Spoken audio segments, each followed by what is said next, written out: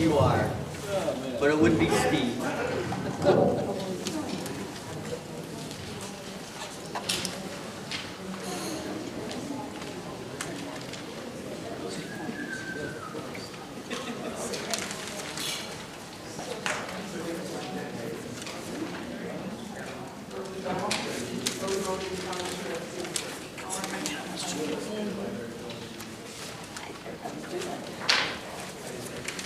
Look at this. Oh, that looks good.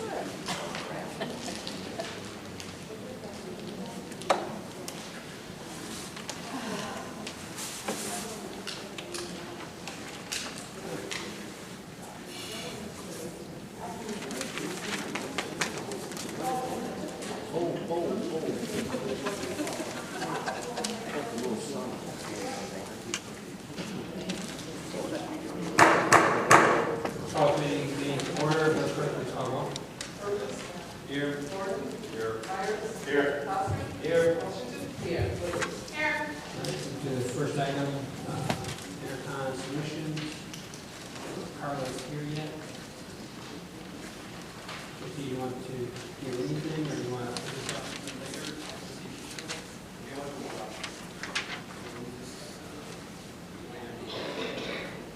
To item 3, South Premier's negotiation, certain education program, local insurance resolution.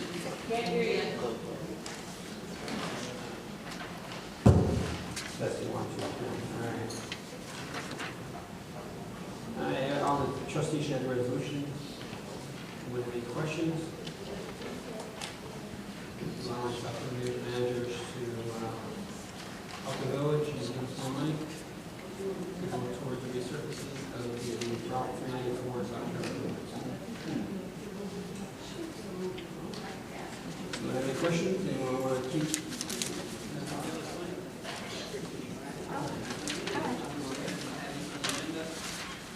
Problems or consent agenda for this item this week? Item number 4, ordinance amending section 1829 fee schedule for the village code. This is the ordinance before you, members of the health department. They raise their fees for doing their inspections, so as a village we raise our fees to be accordingly so that the businesses or whoever's having the inspections are paying the full amount. Anyone have any questions on this one? Raises it to $100, which is the new fee schedule for the county health department. Yes.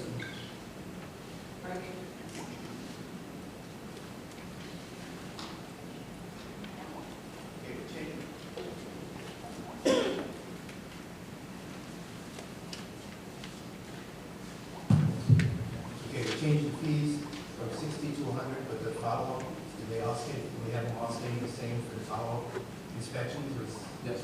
the county's not, doesn't charge us any extra for that? No, our fire department does inspections. Okay, thank you. Any other questions? All right, if there is none, we have asked for some place on the consent agenda. My mic keeps on going out. I hit it every so often. All right, item number 5, ordinance pertaining to prohibiting political activity. So trustees have the ordinance.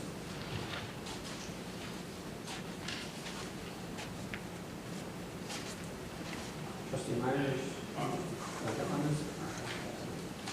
Yeah, leave the mic on there.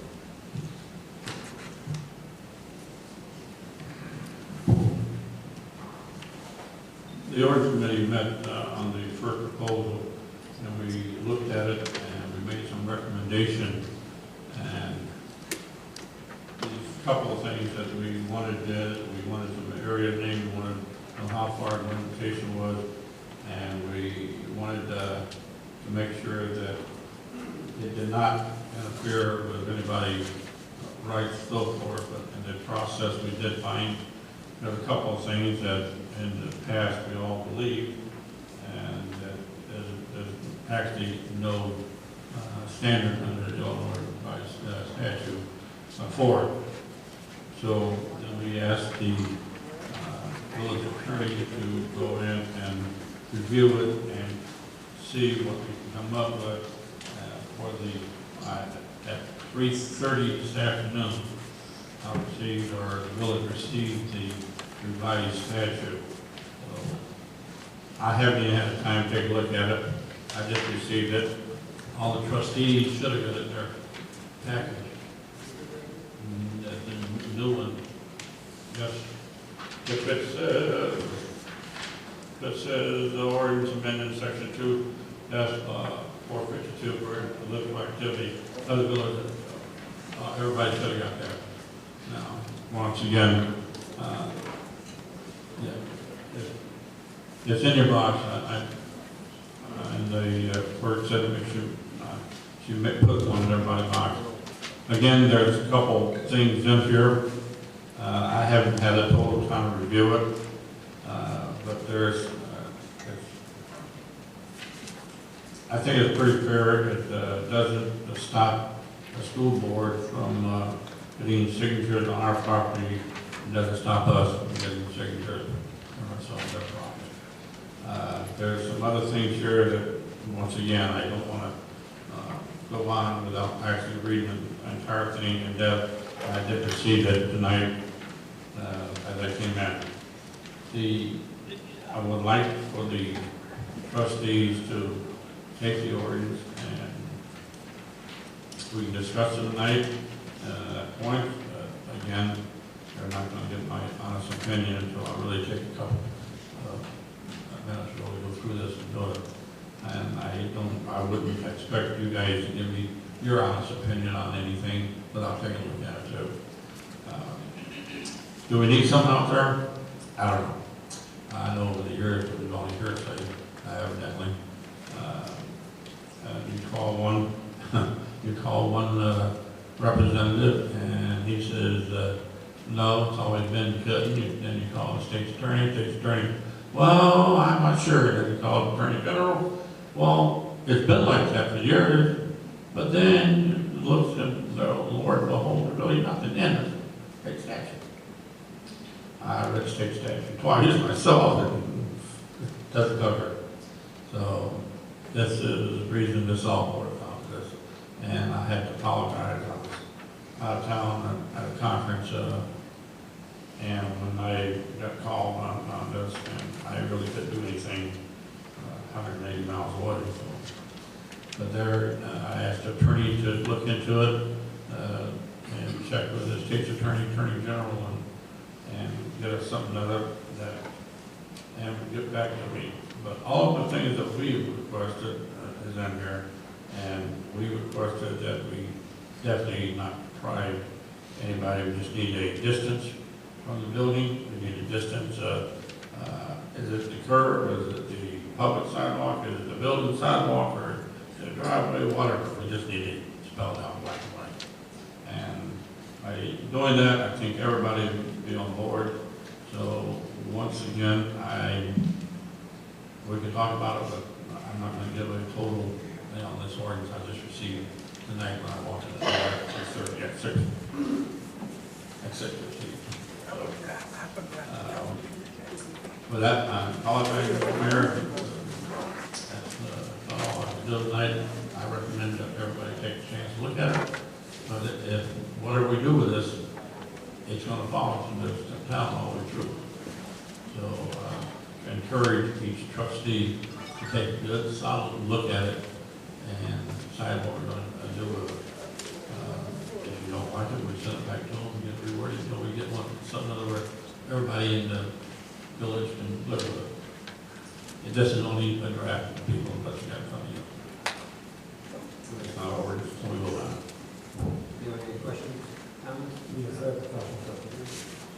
First of all, I'd like to know why do we need an ordinance, something like this? I mean, there's always been past practice that we didn't do electioneering inside the rotunda, except for there was one time when there was people circulating petitions trying to unseat the mayor before. That was actually happened here, and I saw petitions inside the rotunda. But outside of that, We have political forums every election. They're in here. That's the same. That's electioneering, but it's okay then. If you're gonna make this cut and dry, you can't say, okay, well today we're not going to do any political electioneering, but tomorrow we're going to have a forum and bring all the candidates, which quite naturally you're going to be passing out literature and things like that. So I'm just wondering why we even need to have an ordinance. And secondly, what is the penalty? You catch a person electioneering, what are you going to do? I mean, I'm sure we're not going to sit up and try to arrest or propose a fine for that person that's doing that. It's always been that when we see someone wearing a button inside the meeting place of the village, we would ask them to remove that. Oh, Pardon me? Well, we asked them to remove it because there was a couple that actually had it on and we asked them to take it off. But the answer to your first one, why all these years I've been along what was out there too, same as you and everybody else. And I guess evidently there was a situation happened, which I have no idea what it was and what it was. well, the situation that happened, there was petitions signed in the hallway. And, you know, signing petitions in the hallway, I never, thought that was going to be a problem. I know years ago we met across the parking lot. I'm sure, I know I did, ask people to sign my petition before a meeting in the hallway right there at the police station, right there in that hallway, back in 2006 and 2009 and 2000, before this place was built. Now, to bring as many things as we got going on in the village financially, to have an ordinance prohibiting someone to do something that we should, as residents, as grown people, can adhere to, usually, as I stated, is usually not inside the rotunda, which means in the meeting place. But outside, I've seen it happen in the front doors, the hallways, and things like that, and never thought about it. Another thing that we should, if we're going to do something like that, right now we have signs in areas where we're not supposed to have signs, and they're not even our signs. They're signs from other elected officials running for state office. And they're in areas that we cannot even put our own signs in. We cannot put our own signs in certain areas. We have to put our signs in the residential area, not on the public right of way. But I see signs there. So, I mean, if we're going to make an ordinance for something like this, first of all, we need to make sure we include all. And second of all, we need to know, I mean, if someone breaks the ordinance, what's the penalty? Let me clarify one thing in your statement. We're not going to make an ordinance in the case of this board here approved by majority vote. Okay. Right now, everything goes up front of the board, and the motion is second. And then we take the vote. Okay. I just expressed my, right. The other one, thank you for explaining the situation. I didn't know fully of it now. And the other one is, you're right, 100% correct, is that if we do make the ordinance, then yes, state representative, governor, all the way down the line, it's going to have to abide by what we come out with. And in my personal opinion, I'll probably get hung for this. Do we really want to key off the governor as they don't know where, senator or congressman or state reps and everything? These people out there are helping us to Absolutely. whatever we do, we've got to look at it real close. That's really not urge everybody to take a good look at it. Trustee. Microphone. Can everybody hear me? Awesome. Okay. So the way I look at it is that I remember 2005, and I remember in past elections after that, we couldn't get signatures anywhere in the village buildings. That's how I remember. That's what I was told. Yeah. If that's not what is on the papers, that's what the past practice was. So to say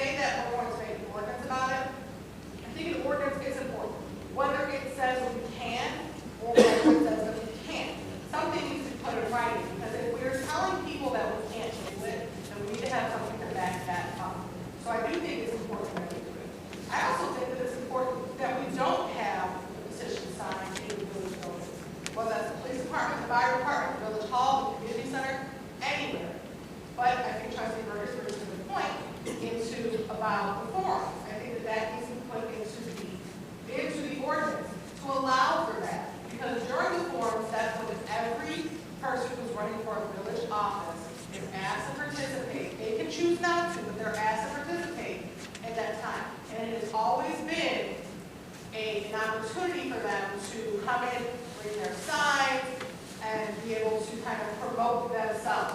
The entire forum is basically electioneering. All you're doing is promoting yourself. That's what a forum does. You answer the question, how you would handle situations. The difference is you don't sign petitions on a forum. The petitions are already turned in. So the petition versus the forum and the objects are different. And as I remember from the last forum, the tables were set up outside. You could have a table, you could have your information, your pamphlets, your signs, whatever, but nothing was brought into here. That needs to be clearly identified. Whatever, like Trustee Meyer said, it's a majority vote, whatever the decision is. I don't think that there's a problem with it, though. I don't think that business like that, any type of campaigning, any type of signatures, anything like that should happen in village buildings. That's my personal opinion. Everybody on this board who's made it up here has walked the streets of Sauk Village. We've gotten signatures, we've passed out flyers. It's not something new. Anybody who's going to be running for an office, that's kind of what you have to. I think there's ample opportunity in the amount of days and the amount of locations where you can obtain signatures that you don't need to do it in village buildings. However, last point, as far as the signs, again, that Trustee Burgess brought up, I have seen those. I do think they're a problem, and I don't think that there's anything wrong with notifying our senators, our congresspeople, our governor, our president, whoever else, of our ordinances. I don't think it's fair if we're saying that if I'm running for trustee, I can't put my sign someplace, but somebody who is running for our state office can put their sign there. I don't think it's fair. And all of those people have local offices. All of those people have local representatives. I'm not saying, obviously, Obama, because the term limit is not going to be run, but I'm not saying we write a letter to Obama and say, hey, move your sign. I'm saying that we contact the Democratic Society, who's working this portion of it, and you cannot put your signs here. It's a piece of paper. You know, that's it. I think that Trustee Burgess brought up some good points. I think that there needs to be some parameters. Can we, where are the locations, and what is defined? I know the ordinance says they'll be asked to leave the premises. Okay, first strike, leave the premises. You know, is that going to be the only strike? Do we need to escalate that? Those are the things that I would like to see kind of discussed. But I think regardless of what it is, it needs to be an all or nothing. So there's no question, because it's money right now. Before it was just kind of, hey, you can't do that. And some people didn't question it. I didn't question it. I mean, I got all my signatures on the weekend my first time, so I wasn't that involved.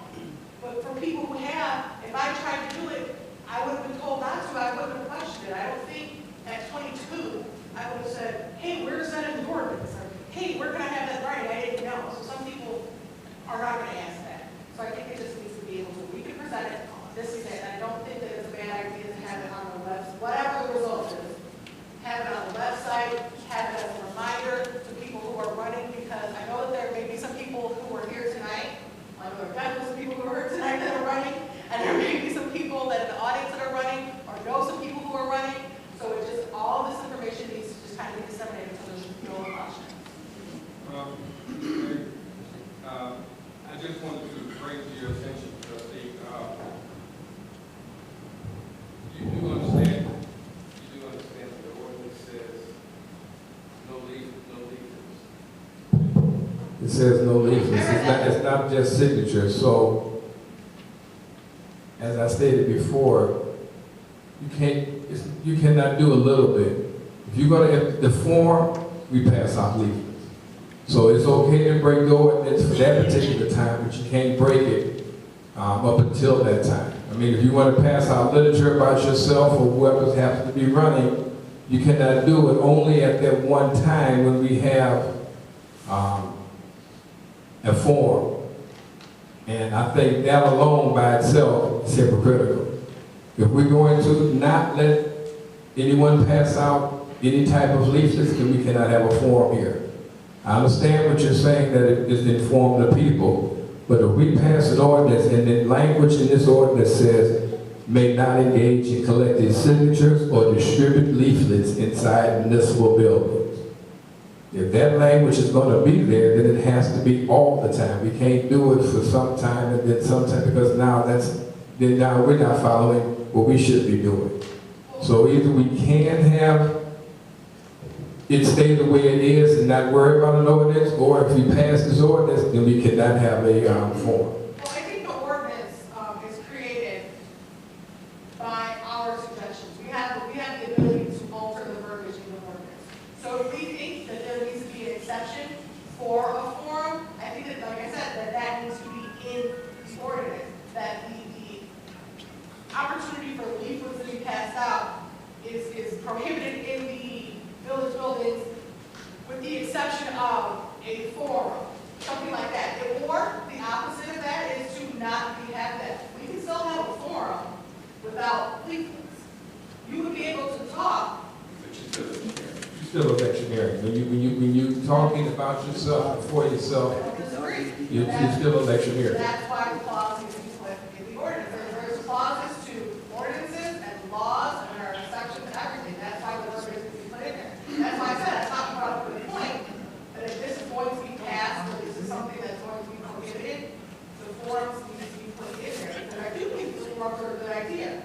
Citizens who don't have the opportunity to kind of, now that we've got campaign offices, which we didn't have in the past, but there are many citizens that don't get the opportunity to go to all of the different locations and meet all the candidates. In this case, the forms are present, they're able to kind of see what everybody thinks. I think that that's not something that should end, but I think also there should be an electioneering. So I don't see why there's a difficulty with adding that exception. It looks like we're trying to add it for our benefit. If you tell someone that they can only go 60 miles an hour, but it's okay to go 65 on this day and this day only. What type of, like I said before, I don't think we need an ordinance. I think we can police ourselves and ask anyone that's running for office not to distribute literature inside of the rotunda or the meeting place of the village, which this would be the rotunda. That's what has been happening in the past. But to have such, I don't think we need an ordinance to police the people that are trying to run for office. We all ran for office. And now, all of a sudden, we're coming up with an ordinance prohibiting people from, doing whatever that was being done in the past. My question is, why now? Now, if they were doing it in here, board meeting and things like that, I can understand that, because this is not a time or place. But if you're outside in front or you're in the hallway, I meet myself personally, I don't see a problem with it, but I'm one vote, and like I said before, I didn't see a problem. I didn't see why we needed an ordinance on something like that. Trustee Washington. Thank you, Mr. Mayor. I just want to ask a couple of questions. This ordinance, was this just put together recently, or is this something that was in the archives that you all went and pulled up, or this was just done?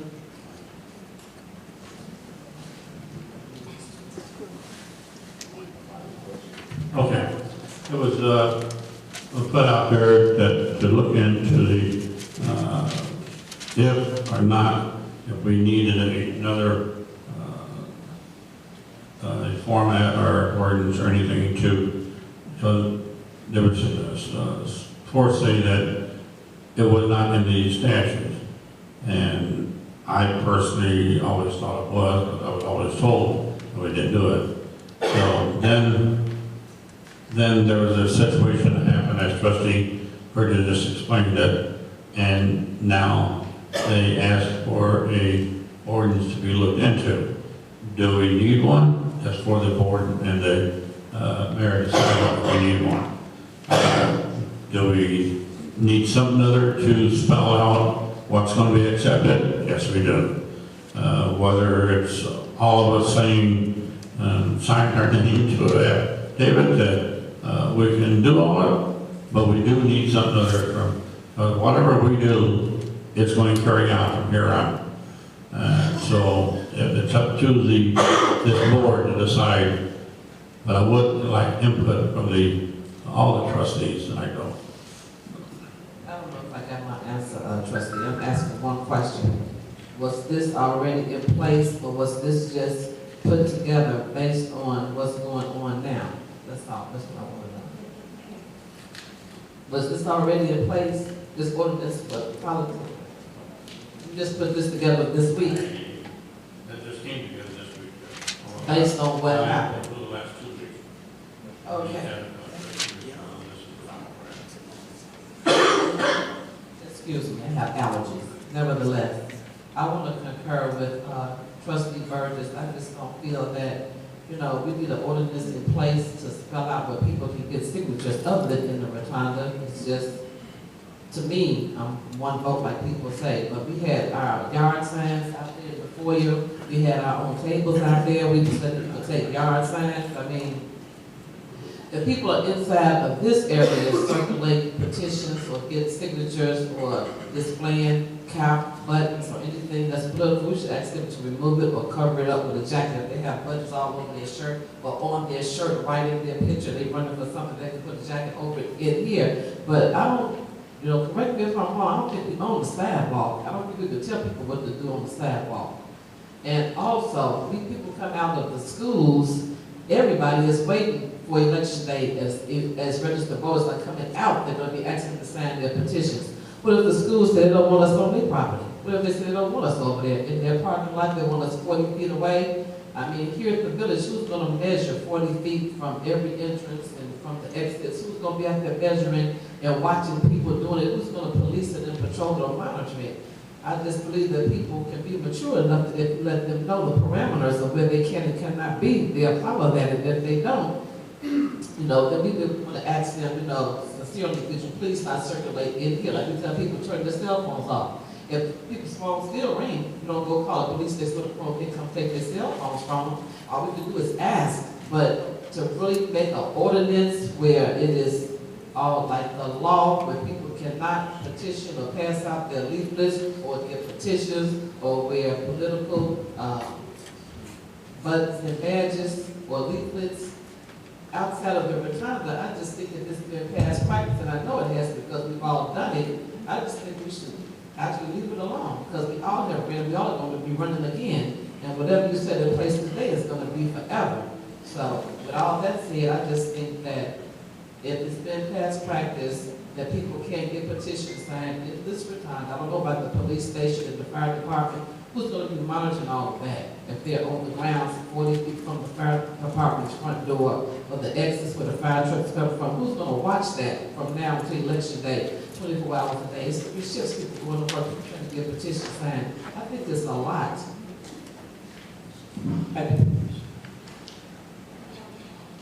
Good. Just to kind of counteract some of the things that I've heard, I think part of the issue is kind of like I said before, so it's in writing. We think that people are going to honor the suggestions or honor the practices or honor what has happened in the past. I think if anything that I've learned since 2009 is that that's not always the case. And you've got people who have decided that this is how they're going to run for office. And there was lots of infighting, lots of outfighting, lots of problems. 2005, my signs got swastikas put on them, and I had to, it was a hate crime. And that was my first time running, so I don't even know what possessed me running 2009 and 2014, I don't know what happened there. But 2005, that was a hate crime. I'm sure that there's a suggestion about that. I'm sure that that's probably not a good idea. The FBI came in and had to talk to me about that.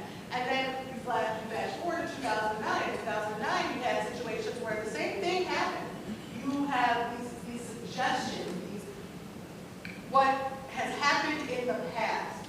That's it. We didn't have slates, we didn't have campaign offices, you had all these different things. I think that running for office in little old Sauk Village has become so much bigger than what anybody ever thought it was before 2005. So there are, which is good, because you're getting diversity, you're getting new people, you're getting fresh blood. I think that's a good thing. But the people who are running are not the same people that was kind of pushed up. Well, I won't run this year, you can run this year, and the next year I'll run. That's what it was like before. It was the same people who've been in here for 500 years taking office. You've got new people. The new people don't know the rules, don't know the suggestions, may not be as apt to honor those suggestions. So ultimately, whether we choose to allow it or to prohibit it, something needs to be in writing. And I don't see what the problem with that is. Because when it's in writing, you can't change it. There's no fighting, there's no arguing. Black and white. That's it. And honestly, I don't care which direction it goes. I know how it was in the past. I know what I've done in the past. And I don't see that there's a problem with putting a clause in. We put clauses in all the time. Trustee Berger talked about the speeding limit. Well, you know what? I don't see the cops get the ticket when we're going over 80 miles an hour to catch somebody. There's a clause for that. There's a reason for that. Just like with this tape of the form, there's a reason for that. As long as it's in black and white, you can't fight that. Now, I'm not an attorney. I would suggest going through the attorneys with that clause for the forms, but I think that we have the ability to write this how we want it to be. That's what we're doing right now, kind of figuring that out. But ultimately, no matter what the decision is, I think there needs to be an ordinance.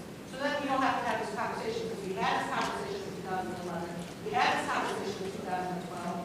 We had this conversation multiple times, and we got kind of caught up in other things, and then it was never put in black and white. All right, I think we've had some good discussion here. And what I'm going to ask, first of all, is that we put this off for 2 weeks. That you have some time to absorb, take a look at it, see if there's any changes you want to make to this, make sure you get the information to Trustee Myers, through the Ordinance Review Committee. But I've heard things tonight that concerns me. Okay, I'll be honest with you, because I've heard the word past practices. Okay, so we have a past practice where people have been told to remove their buttons or cover their buttons, not to have signatures inside this room. However, we have no ordinance to enforce it. Who has the power to tell someone they can't do that without the ordinance? But everyone wants to say, we'll pick this room and say you can't do it. How are you going to enforce it if you don't have an ordinance? I've heard that people have been told to remove stuff or been asked to remove stuff. I have heard that they've been told not to have petitions signed in here. And it kind of scares me that, especially someone who sits on this board can use their power to go out and tell someone they can't do it because they don't want it done. And they have no ordinance to fall back on. But we have no problem talking about it here, saying this what has been done. That concerns me. It concerns me that there's people on this board that don't want something in place. Again, I don't care if something's in place or not, but I'll tell you what. If there's nothing in place, I don't care if we have past practices or not, they stop. And everyone can be free to do whatever they want to anywhere inside this building or any municipal building. Because you have nothing and you have no ground to stand on if you don't have an ordinance in place. Now, I've heard we police ourselves. That's really scary. To say we police ourselves. Well, who's policing us? Right. Who are we to be able to go tell someone what they can do and what they can't do without an ordinance? Our job as elected officials are to enforce the ordinances. Not to come up and make up our own laws and rules and try to put it on the residents. So, policing ourselves. I'll tell you what, you don't police yourself if you have no ordinance. No ordinance, no policing yourself. I've heard that, we prohibit people from doing things. Again, what gives you the right? If you don't have something in writing to follow, you have no right to prohibit anyone from doing anything. Because the people sitting out there are the ones that elected us. That's what you should remember. So I would say take this ordinance home. Again, like the trustee said, it's a first draft. There's things that you're going to come up with. I mean, I've heard some good conversations about we have forms in there. You're right, we do have forms in there.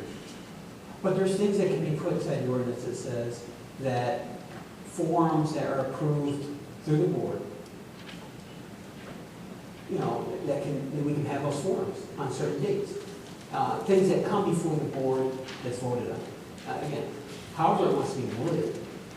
I mean, there's things to consider. Because, you know, I think the forms are good for the residents this time, where the residents can come and hear all the candidates. I don't want to see that end because of an ordinance. There has to be something, and I agree, there has to be something in this ordinance that makes it where we can still have those forums, those debates. I'm in favor of it, but I'm telling you right now that I don't care what past practices are now or what they were. No one on this board has a right to enforce anything that was past practices until there's an ordinance in place.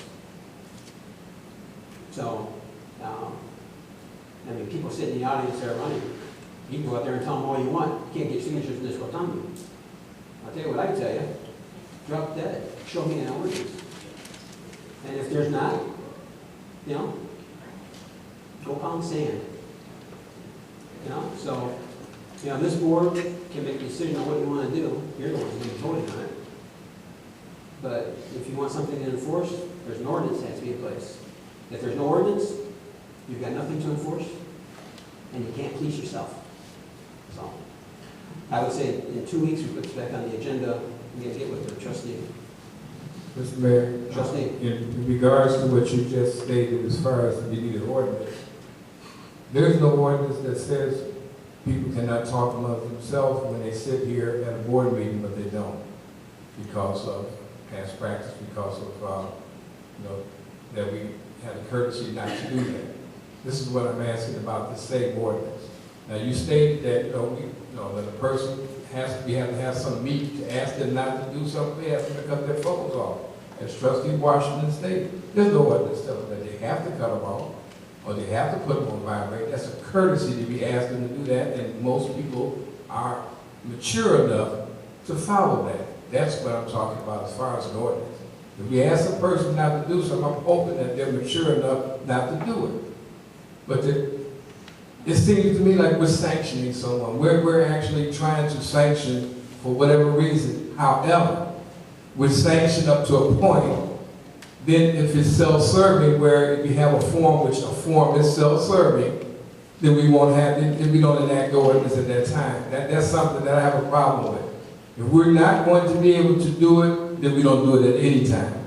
But to say a municipality is going to put forth an ordinance that says that we cannot do any leaflet passing out, electioneering, at any time in a municipal building, any time means any time, not just for the convenience. If a person happens to be running, then it's okay, they can come out and they can have to be part of the forum. If it states that, if that stays in there like that, or if we have a exception to the rule, I'm against having an exception to the rule, because now it's not for everybody, it's only for those at that particular time, up until that time, and then we can have electioneering at this particular point. If we're not going to have electioneering in this building, then we're not going to have electioneering in this building. I mean, if you know, and like I said before, you're saying that we've asked people. We've had a lot of things we've had people stand up in front of other people and have people to actually have, we had a man ask the person to leave and get up and I mean, we had a lot of things that happened in the course of the time I've been trustee. You know, but now we're gonna bring this type of ordinance into the, bring it about now. At this particular point in time, I think it's absurd. I really do. You know, yes, we've had parties. The very first party that ran, that we ever had a party was in 2009. From then on, yes, there were parties, but before that, just people were running themselves. They may have got together, but they weren't a party. They had an organized party back in 2009. There was nothing. We didn't have any problems. We didn't have any problems at any time. This one particular incident that happened at this particular time was dealt with. We was asked not to do it, they didn't do it anymore. And that's all I'm saying. But to have something like that, to make an ordinance on something this minute and this petty is, I mean, we got a lot of fish to fry as far as trying to bring this village to a whole. Electioneering is not one. I said tonight, I've heard some great signs. And again, this is the more if they want to pass it. But you continue to bring up a point. What gives you the authority to tell someone not to do something or ask them not to do something? What makes you think you have the authority, number one, to do that? And what gives you the authority? You don't have an authority, it's yours, So- it's just yours. Well, so again, I think we should put this off for a couple of weeks, really. Like, give us some time to think about it, read through it. I think there's some good points in this. You know, and again, I'm not saying that everything's good. I've skimmed through it. It makes it where the municipality is not liable. Look at some of those points in there. That we're not liable for electioneering and things like that. So take a look at it. But again, to say you don't want exceptions in the ordinance, I think you better go back and look at some of the ordinances we have. But there's always exceptions in a lot of the ordinances that make exceptions. So just need to be careful how you say that. So, all right. Justin Warner? There's a couple things. One thing I'd like to see, if possible, if other municipalities, other municipalities in the Southburg area have adopted an ordinance like this. One, I'd like to see that and see what they have to say. One, I want to make sure that we don't infringe on anybody's rights. People out in the audience that are running for public office, residents are running for public office, they, from what I understand, they actually are a little bit different because we actually are mandated by the ethics ordinance right here. Now, as elected officials, we are mandated. That we have rules that we have to follow, village employees have to follow. So everybody up on this desk has to follow this. Okay? What I'm understanding is what they're trying to put this into place is saying what people that are going to be running for public office. From what I understand, for many years, it's just been a gentleman's agreement, what you can and cannot do. And a lot of people have always respected it. And basically, that's about it. But I do concur with Mayor Orr, if we're going to do something like this, I want to make sure by the attorneys, we're not infringing on anybody's right. That's the most important thing. That's all I have. Thank you. One last comment, Mayor. Thank you. I just wanted to say, we've gone outside and it's been campaign literature all over our cars. They blitzed the whole parking lot. How are you going to monitor and watch all of that? I'm just saying rhetorically. I just feel that there's a lot of emphasis being put on this ordinance. I think it's too detailed. I think it's too intense. I think it should, if it's going to be something, I think it should be a lot less. It's too detailed. I'm not going to say for something that's so minute and small to deal with, because elections only happen twice a year, every 4 years. But Every 2 years. Every 2 years. It's just a lot. No, can't pass out no leaflets. That means like all these representatives, they can't have their election stuff in here. They can't have nobody outside. I've gone outside and these same representative stuff all over everybody's car. Come and volunteer, make phone calls, do phone banking, from Bob and Kelly, the congresswoman to whoever. So they all need to know, don't bring none of their stuff over here, because we have an ordinance, don't put it on our cars, stay 40 feet away. I mean, it just gets too detailed and too sticky, and I think it's going to make some bad relationships with people that don't mind coming here, give it water, and bring in millions of dollars in funding, but they were able to do something like send a party over here to pass out to the residents that can put them back in office. They have to have all these guidelines that, quote unquote, I don't know who's going to really monitor it to make sure that it happens. The part that Trustee Burgess said, put an ordinance in place like this, and somebody do it, what are you going to do, arrest them or give them a fine? If they don't pay the fine, what you going to do, take them to collections and make them pay it? I just think it's a lot, it's just really expensive to me, and that's just my opinion, and I'm done. I think it should be interesting in 2 weeks, but it's back on the agenda in 2 weeks. But just so everyone realizes, as of right now, there's no ordinances, there's no past practices. People can do whatever they want. And it should be interesting this election year, and it should be interesting in 2 years. So, all right, especially if the ordinance is passed.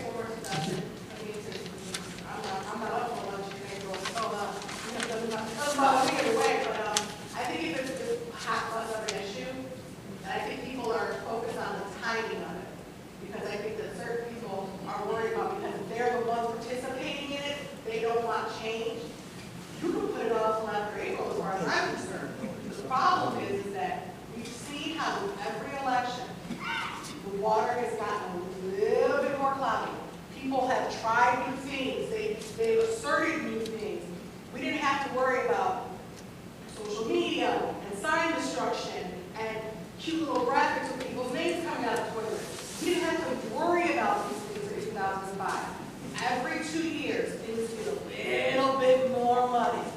I'm just saying, if it's on paper, you can't find it. It is what it is. And if it's going to be, we can throw leaflets from the ceiling. If that's what we choose we're going to have, put it in black and white. Because I guarantee you, if somebody who moved away from Sauk Village 10 years ago, who was active in Sauk Village, knew the answer, came back and said they were going to not even run, but sit in a board meeting, and me, I'm a new person running for trustee, and I go get it, they're going to say, you can't do that, that's what it was before, blah, blah, blah. Go back and say, hey, there's this. And I really don't think it's that difficult to reach out to our state representatives. We can reach out to them, we want to check. We can call them, we can say, hey, we want to check. We know who to talk to next. I'm sure we can figure out who to sign a piece of paper and say, hey, don't put your signs here, don't pass out your leaflets. I honestly, because like I said, I'm not running an April, so I got another 900 something days. Not counting. So I'm just saying, you guys, something that needs to happen. Regardless of what happens, shoot back in 11, shoot back in 12, back and forth to now, let's not make the same mistake. And again, it's something that comes up when people think about it, and people are thinking about it now, but it's a question to be raised, so. Well, all right, move to number 6, public comment. All questions, comments, restricted. Hang on. First of all, I need to find out, did Carol show up? Carla, sorry, is Carla here? Do you have all the information?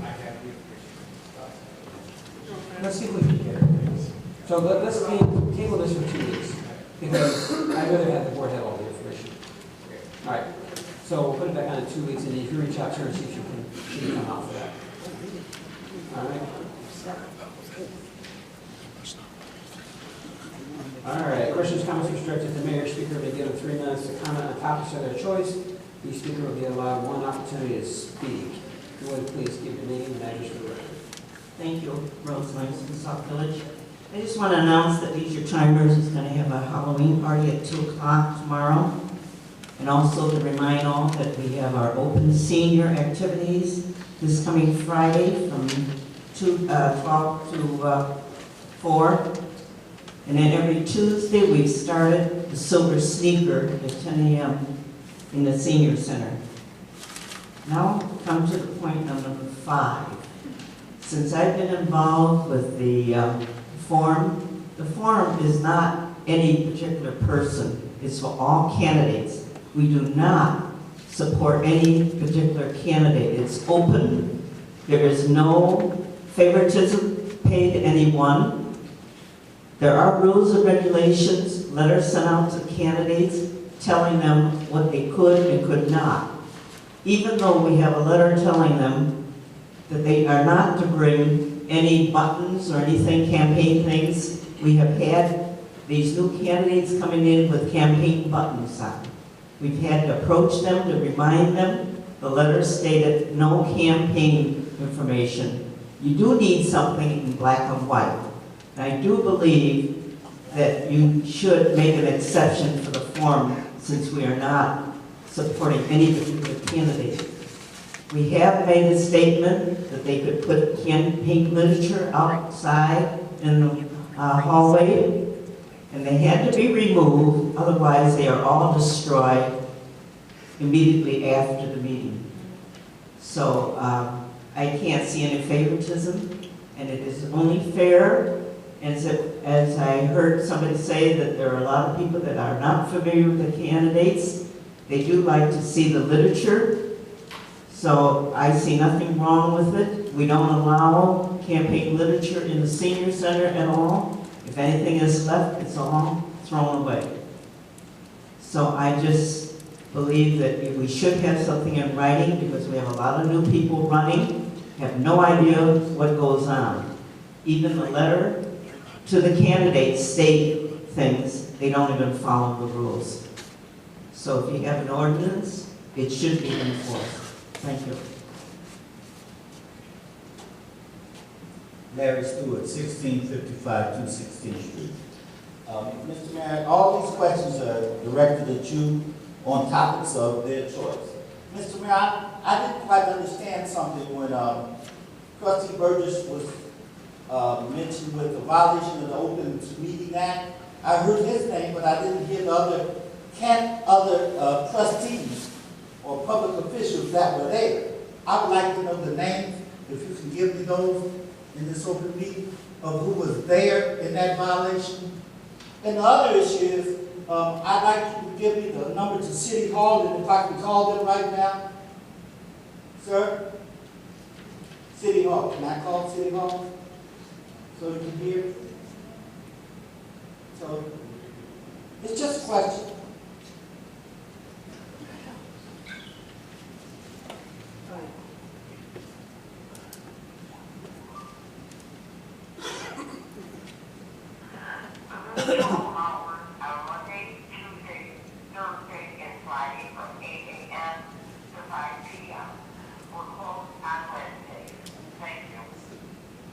That's been a long time playing. People have talked it over with each other and don't come on Wednesday. That's a rest day here, I believe. If somebody can look into that, those issues that you all talk about at length are deep discussions. I really appreciate that. But a phone call where a woman stood outside saying that she couldn't pay her bill because City Hall closed on Wednesday. Think about how many Wednesdays since this recording has been out there that it goes on. That people, you heard the conversation? I just called today and I got it that we're open Monday through Friday. So I'm not sure where. You just heard it. You just heard it. Call it on your phone. Maybe my phone gets a different City Hall. You know, maybe it's a different City Hall. But this has been going on. She was outside. I mean, but she couldn't. She asked the question: is City Hall open on Wednesday? Yes, it is. But she called. See, and this is what they're getting. So everybody can check their phones and see if City Hall open on Wednesday. Okay? And I love the way you all discuss real important issues. Thank you. All righty. You talked about the Open Meeting Act violation. It came from the state's attorney's office, right? And it was 4 meetings that Trustee Burgess has had for his town hall meetings. So they've requested information. So we have to provide the information that they requested. So names. Yeah. Can I speak, Mr. Mayor, since it was me? The reason why I got to the state's attorney's office because it was filed by the village clerk. And it was filed by her with the auspices of the trustee. This is what I was told from the village clerk. Trustee Washington, one of the questions answered, why am I able to have town hall meetings and she's not, or whatever. And as I explained to the village clerk, town hall meetings are what they are. They're not meetings. If we had trustees there actually discussing business amongst one another, in other words, if one trustee got up and another trustee got up, and we were actually engaging in business of the village, yes, that would be a violation. But at that meeting, all except for the last one, the mayor was there. I was there, a couple of meetings, Trustee Myers was there, and a couple of meetings, Trustee Washington was there. But at no time, and that's why I asked, at no time did we discuss any business. Now the reason why I took it out of Village Hall is not because it was a political meeting, it's because people felt more comfortable talking elsewhere, and that's why I was there. But it was not any political, and that's what I can understand, what was the reason behind that. And I read the letter, but my whole problem with everything is I did not know this letter was filed until last Tuesday, when the lawyer gave me the copy at the village board meeting. This was filed back in July. Why I wasn't told, or not even given the opportunity to even respond to anything until, and I haven't. And I got a letter from the Attorney General's office stating that, we had a Opens Meeting Act violation. which I don't, I really don't understand how that could be, because it was well publicized.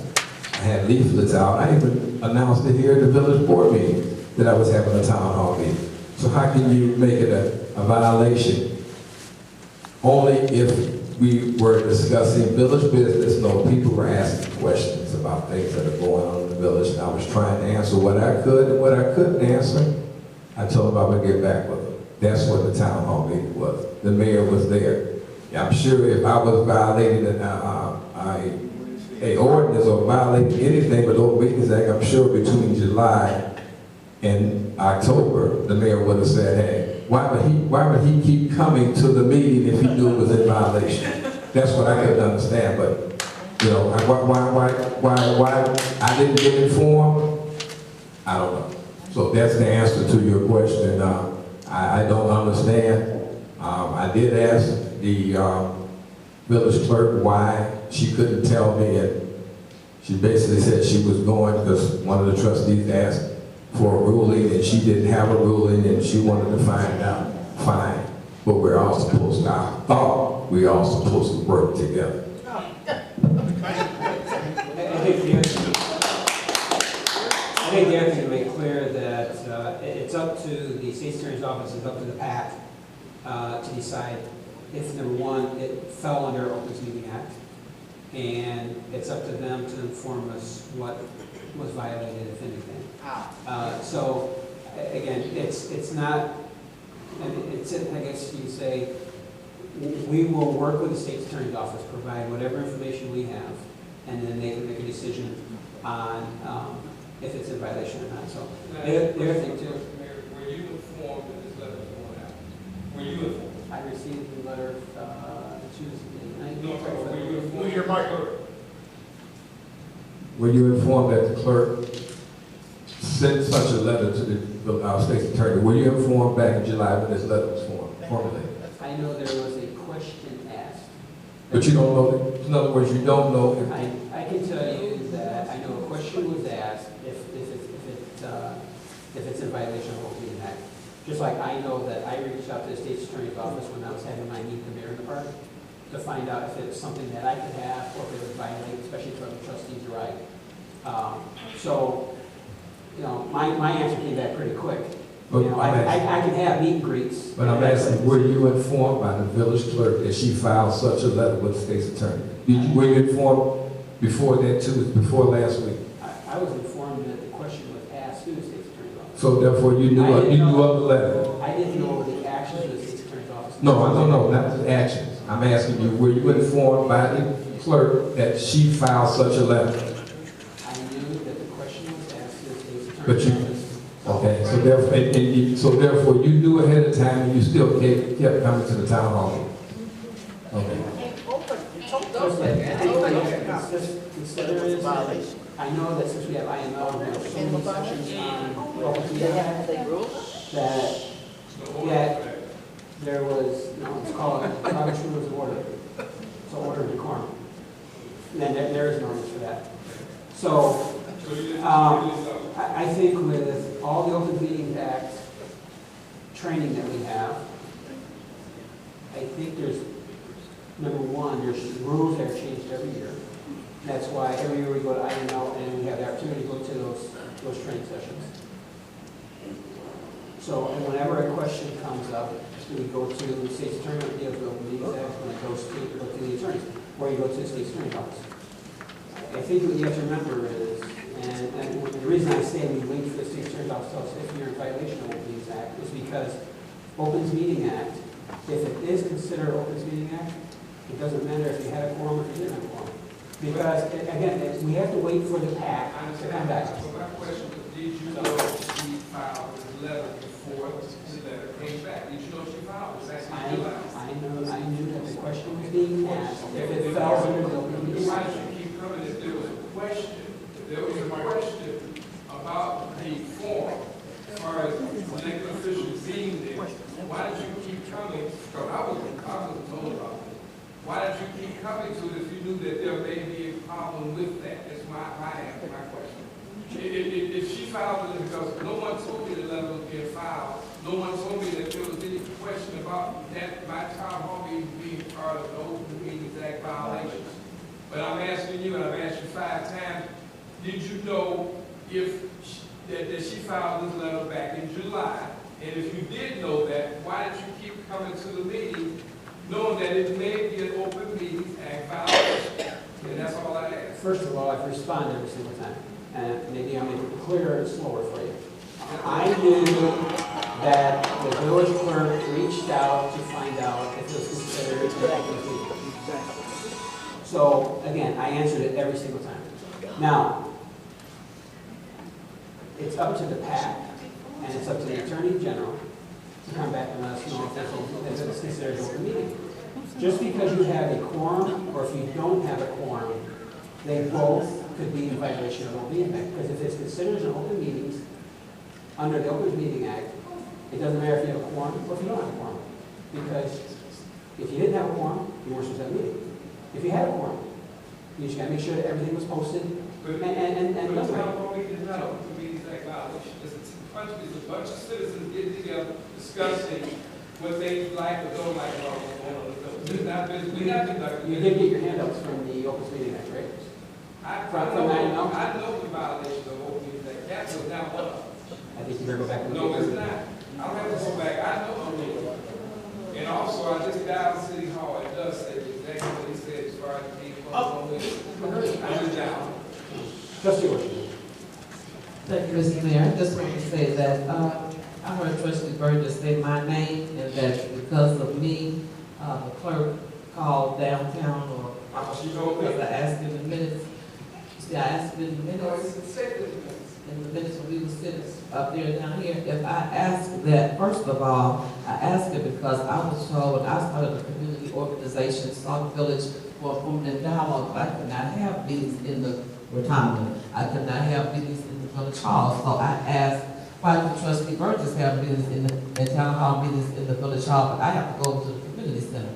At no time did I ask the clerk or anybody else a legal question that needed them to send documentation to the state's attorney. I'm asking because I'm a new trustee, and I just want to know why one trustee can do something, another trustee cannot do it. I wanted to know for my own self. And number two, as far as me coming to the meeting, making it be too many trustees for Open Meetings Act, when I had my Sauk Village for Permanent Dialogue meeting at the community center, Trustee Burgess came because I asked him to. The mayor came because I asked him to, and I invited the entire board to come and to talk to residents about questions that I had set up a panel to answer. So I said to Trustee Burgess and the mayor, this is the same thing that I was doing, but it's just like a town hall meeting. So I may say I asked questions, but at no time never use me or blame me for somebody being void or having repercussions because they're trying to communicate with residents that want to ask questions in a different setting. I'm asking because I just want to know.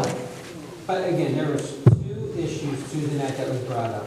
One was filed against the Housing Commission, or Housing Authority, asking about their open meetings, and if they were in violation, and then there was one that was filed against the meetings that Trustee Burgess was having. I don't know if it's something really to get upset about. It's something that we have to provide the information. The state's attorney or attorney general will come back and tell us if there's any violations.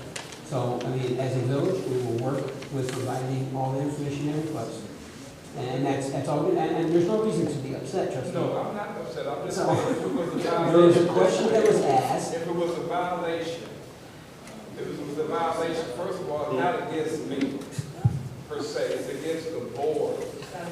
Yes, it is, it's against the board. Anyone that was there, that's what it is, against the board. It's not, I can't have a violation with just one person. It has to be the board or a quorum of the board.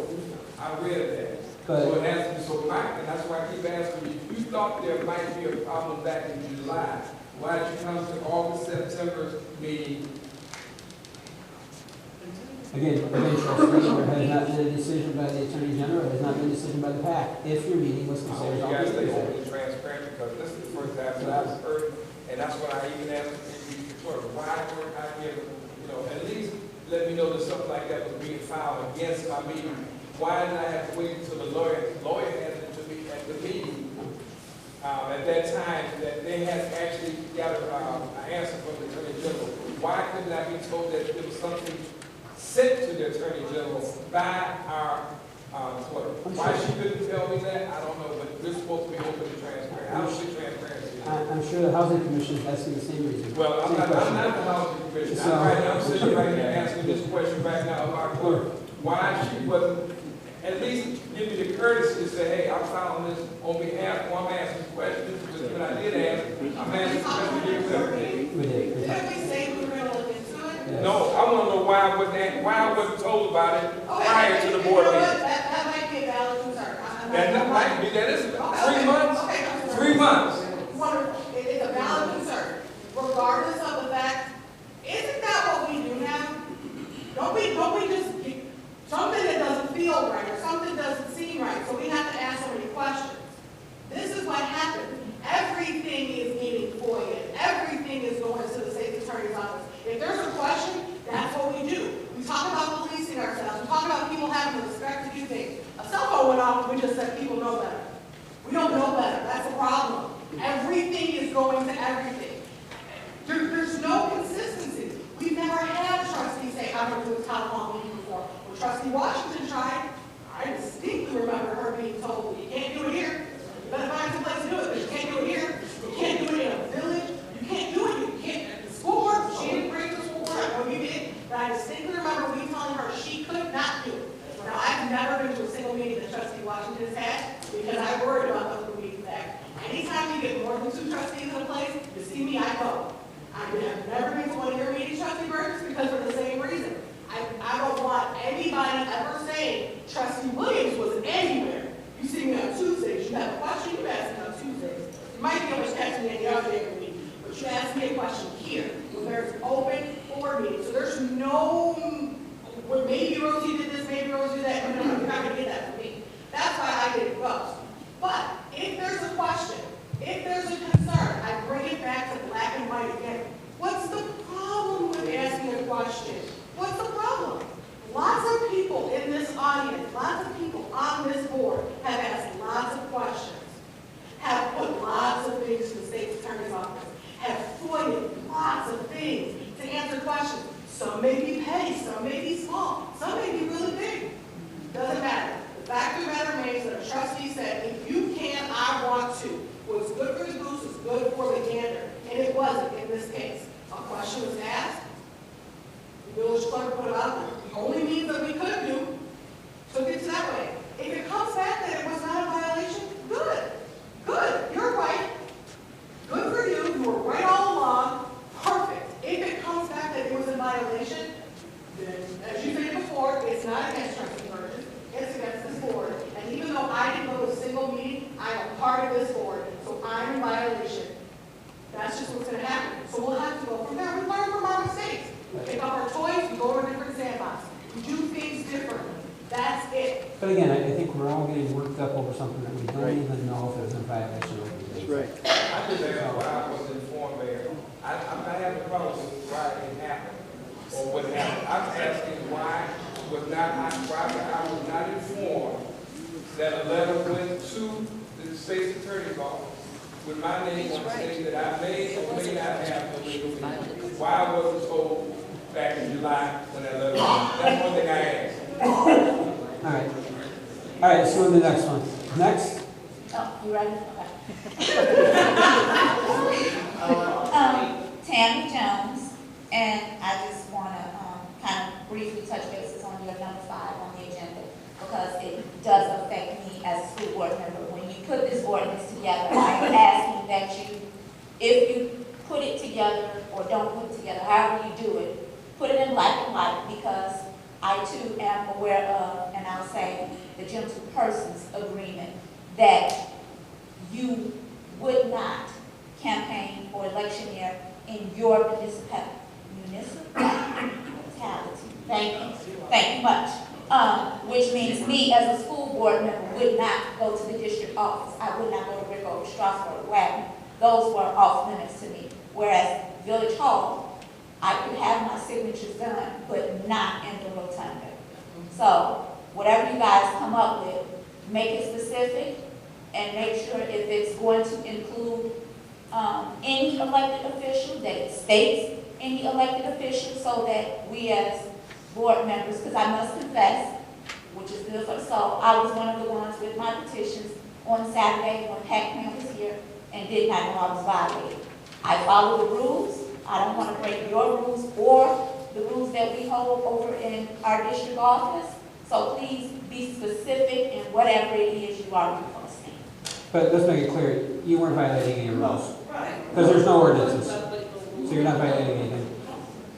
Kevin, how you doing? Hey, how you doing? Very nice. On a different topic, I bring greetings from the governor's office. I'm sorry. I bring greetings from the governor's office.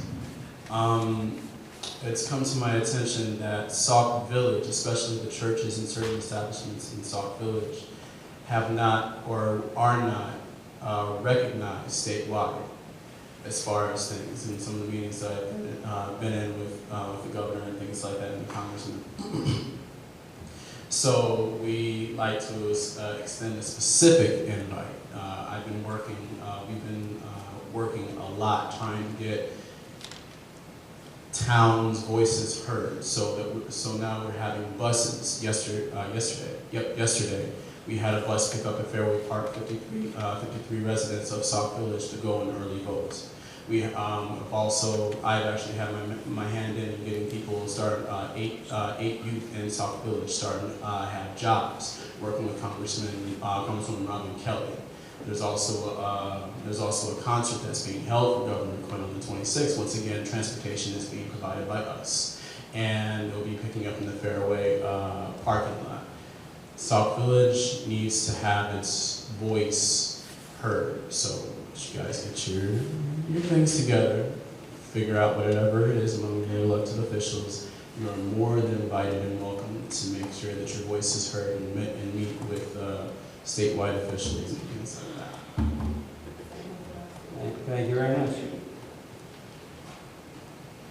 Mr.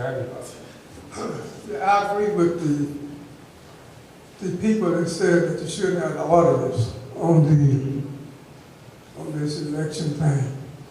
But I would like to say that Sauk Village sometimes gets pretty ugly at these meetings. And if we had it, the people that have already got the signatures, the thing that they do have that, you shouldn't have it where they have to go back and have the re-signatures because they did something different. I would like to say that where the sign is illegal at, you can put up a sign saying no political signs here until a certain date. Certain things can be, if you did that, leave there because some people don't know where they can't put up the sign. So just put a sign up saying that you can't put up signs here until a certain date. And after a certain date, you must be removed. And that thing can be said that, all the time, so that to know it. Thank you very much. Ms. Griffin. My name is Nathan Griffin, 22317 Brooklyn. Mayor, I would like to ask, is it a violation for to have a meeting at Rickover School? Is that your only question? Say what? Is that your only question? Do you have any other questions, or? Okay, that's one.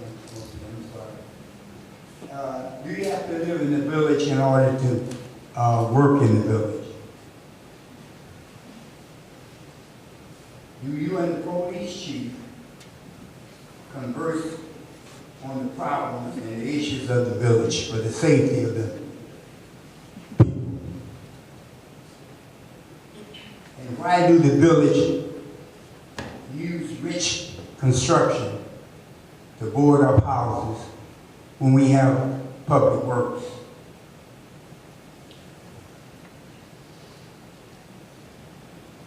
That's it. All right, your question about having meetings at Rickover.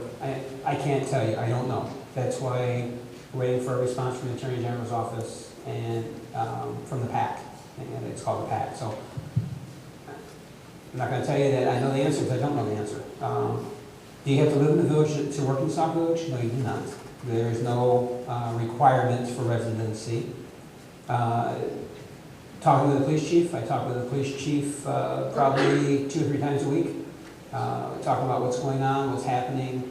When residents come to me with issues, I'm taking those issues to the police chief, or again, it's not just police chief, because I get issues about streetlights out, I'm calling up Kevin. I get issues with the fire department, I'm calling the fire chief. I get issues with the police department, I'm calling the police chief. So we do have that communication. I have communication with all of our department heads. So with Mohan, with finances, with Sherry when it comes to administration issues and zoning issues. We do have that. You talk about Rich Construction. Rich Construction is a company that comes in and does our boarding up of the houses. I think we did, I can't remember how long ago, but there was a bid out there. But Rich Construction, it makes it where our public works employees are able to do something else rather than going and boarding up the house. So what we end up doing is we end up boarding up the house. Again, a lot of those houses are not village property. So we'll get those bills, we'll put liens on those properties, and hopefully one day we'll see those funds. But we try to keep the village employees, doing the village stuff, again, mowing the grass and trying to keep the trees trimmed and keeping the water leaks out and replacing fire hydrants and street lights. So there's a lot of village stuff that needs to be done rather than going up and boarding up a house. So that's why Rich Construction does it. And we have a good price with Rich Construction because there's a price for if they do one house, if there's a price if they do 3 or more. So usually when we try to call them out, we try to get multiple houses so we can get a better price. I know fire department uses them for fire calls. Again, that goes after the insurance company with a fire call, right, Chief? Trustee Myers? Basically, we have under an application, we have a structural fire and we finish up and there's open with the door. We have to secure that. Rich Construction is licensed and bonded. I'm sorry. Rich Construction is licensed and bonded for the Mavis 27th, and we call them up. They're on scene within 45 minutes, and we can pretty much get them secured the property, and we get out of there within an hour or so. We have used other teams, Chicago, Harvey, out of Midlothian, out of Lansing, and 2 or 3 hours later, we're still sitting there waiting for them to secure the property. So we're obligated to secure that property. Rich, like I said, there's no reason, we can't use anything else, but we did put it out there for good a while back. And we usually give them the call, police department gives them the call. I use anybody the police department sent out to me with security property. So at 3, 4 o'clock in the morning, I would like to get home too. But we need to be a licensed and bonded company, whoever comes out. And at the present time, they're the one we're using, that's the one they send out doing their licensed and bonded. But we're using it through the Mavis 27. That's our Mavis, the fire district that we go through. Hope I answered it.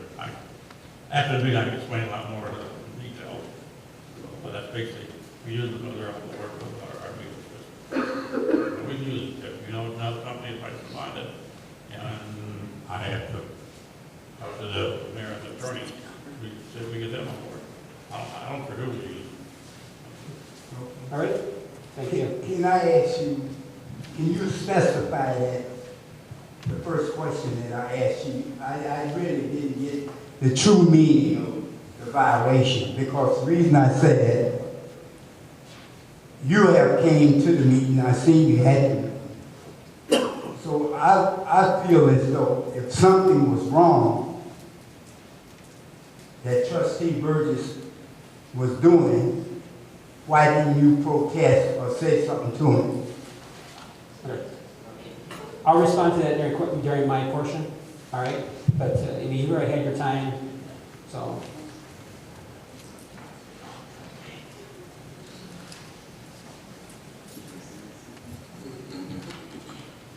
Mr. Mayor, Mary Wilkerson, resident of Sauk Village.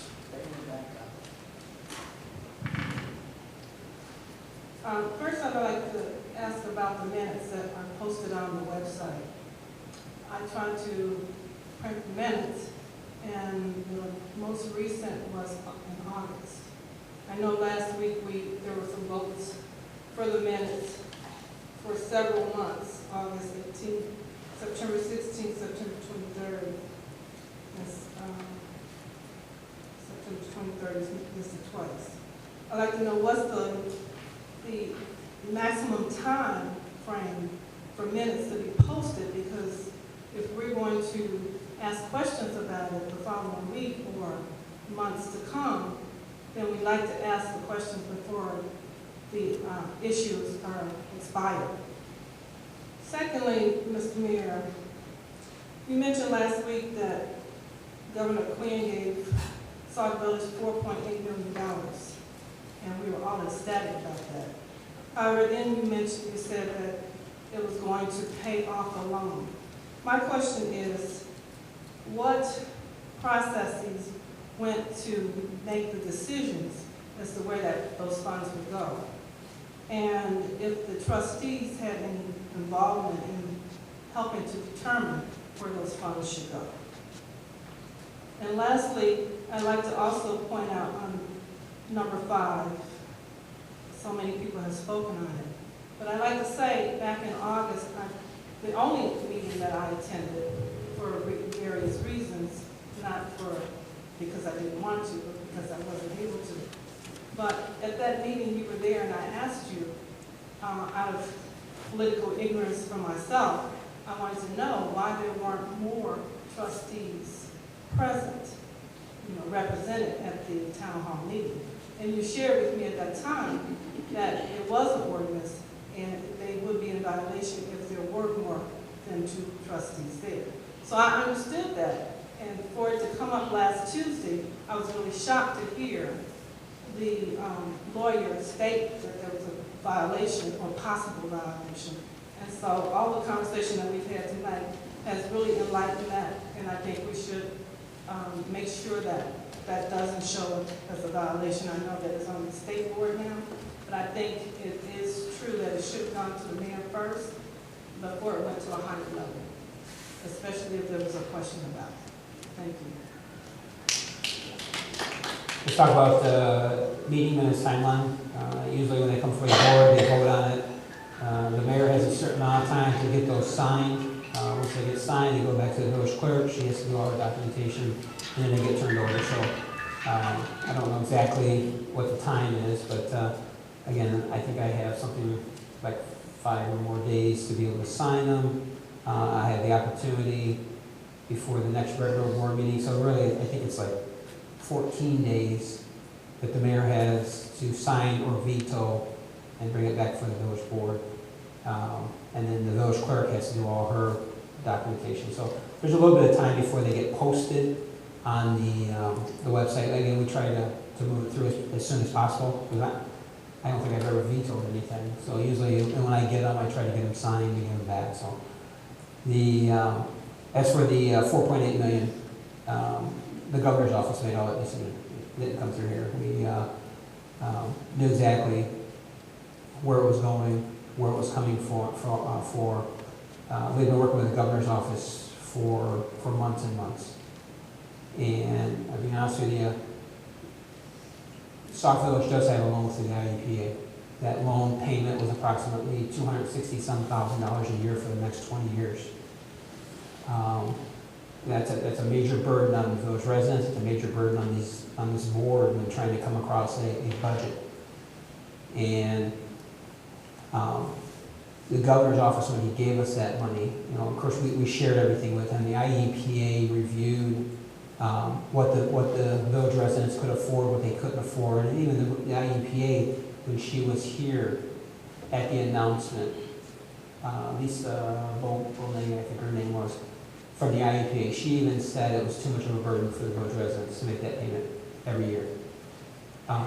So working with the Clean Water Initiative, Jobs First, the Illinois EPA, the EPA, the governor's office, that $4.8 million came out of the governor's office, earmarked, not by anyone on this board, earmarked by the governor's office to pay that loan. So Again, that's why we had the board out there when the governor came showing the work that was being done already with the permanent air strippers. We had everything already prepared for everyone to realize what was happening. So, did the trustees have any involvement? No, not one of them.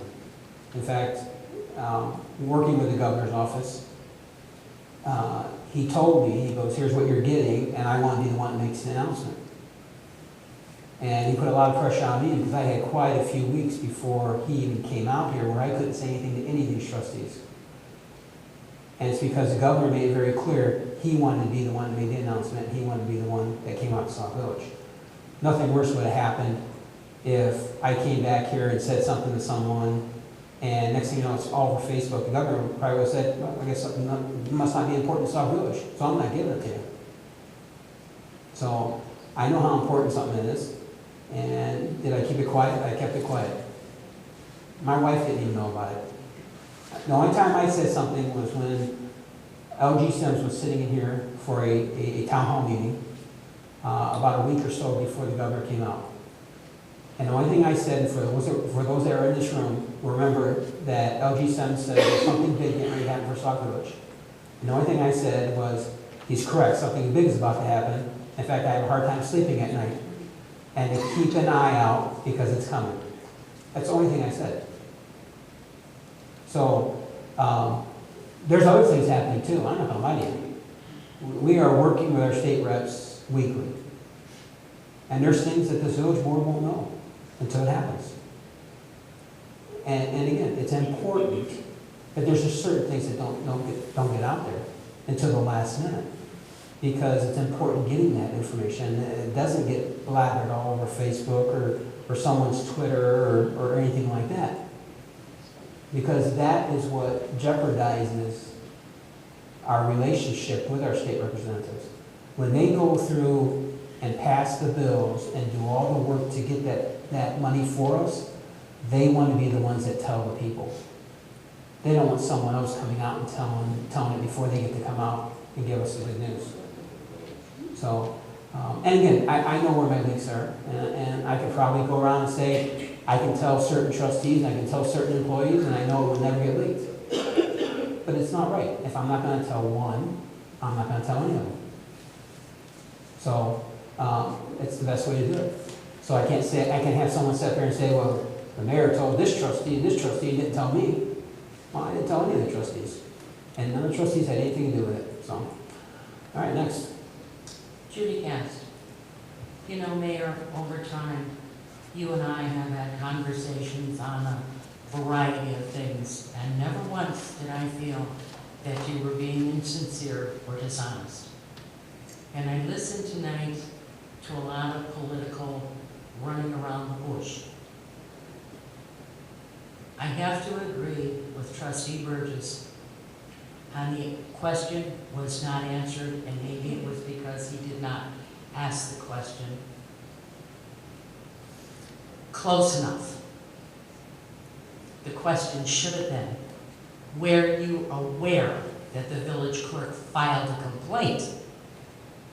The fact that there was a question, the question is answered. I called the state's attorney's office. I talked to the state's attorney.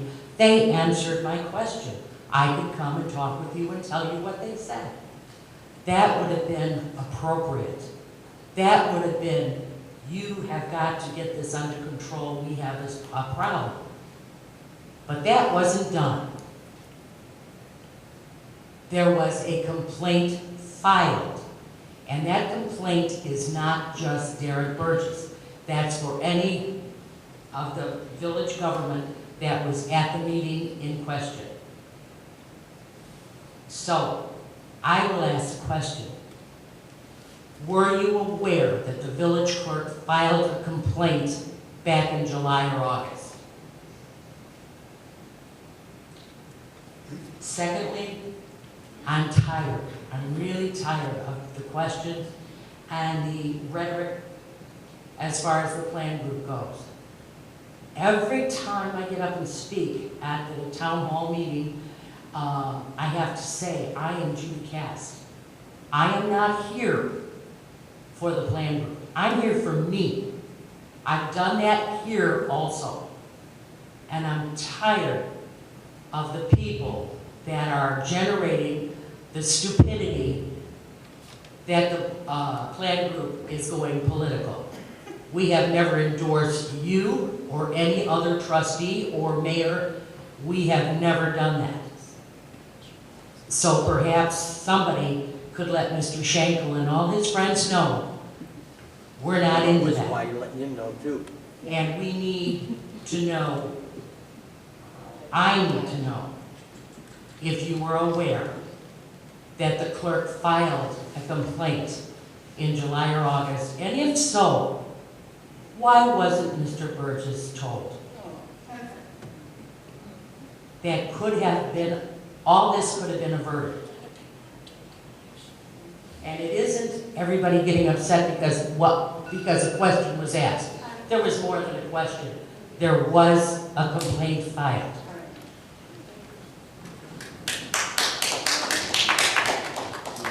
All right. One more. Go ahead. Mr. Mayor? I'll answer. Oh, he's got to answer. I'm No, sorry. go ahead, I'll answer it. No, go ahead. You've been waiting all that time. Okay.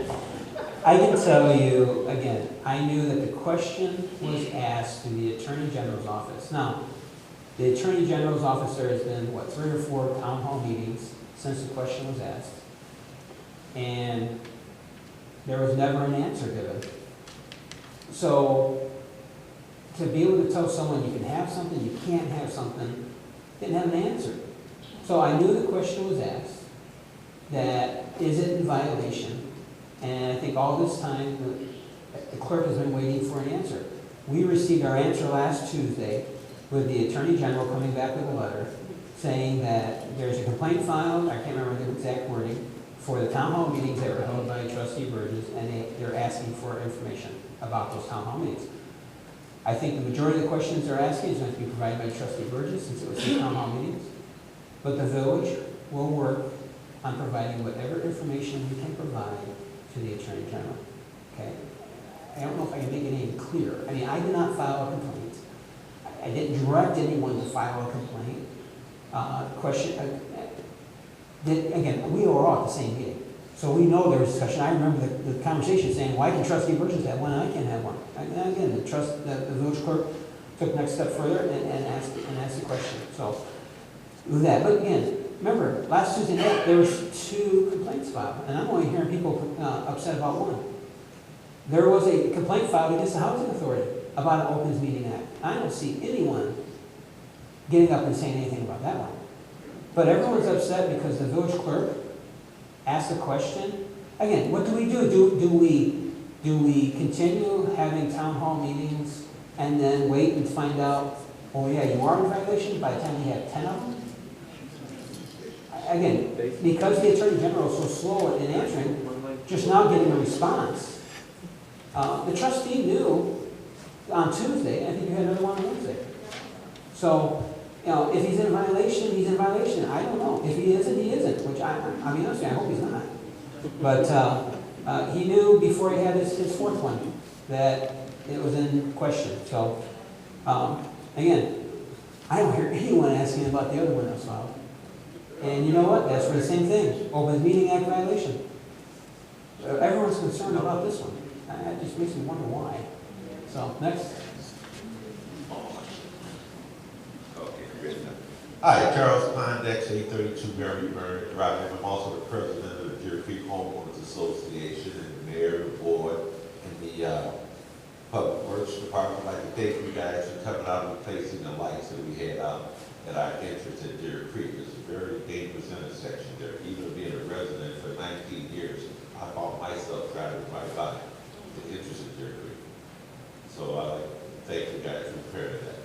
I'd like to say thank you to the Public Works Department because that was a little bit of work on that one. Oh, yes, it was. So but they got it done, so they worked hard. So. Well, thanks again. And thank you for bringing it to our attention because that's what it takes. It takes residents like you to bring issues like this to our attention so we can direct it. There you go. Thank you. Next. Pat Couch, Sauk Village. I'd like to thank our mayor for having the kind of relationship with the governor for all the things that the governor is doing to try to help Sauk Village get out of our hole that we're in, because that $260,000 would definitely be a burden on this entire town. That's number one. Thank you again, Mayor, for that. On this town hall meeting thing, was it a complaint filed or was it for clarification, which our clerk did say last week at the meeting? I asked for clarification. I did not hear she filed a complaint. There is a difference.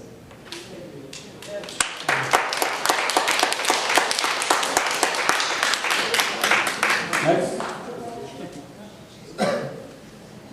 Frankly, 16, please. I sit back there and listen to a lot of things that they've been said. What I don't understand about the board as trustees, when you get here on Monday or something, when you get the package in your box, do you read it or do you not read it? Or do you wait till you come here to stand up in front of everybody trying to be this or that and that? You know, it's just so sad that, Mr. Mayor, that people can stand up here or go out there and put on Facebook, you don't do this, you don't do that. Well, you know what?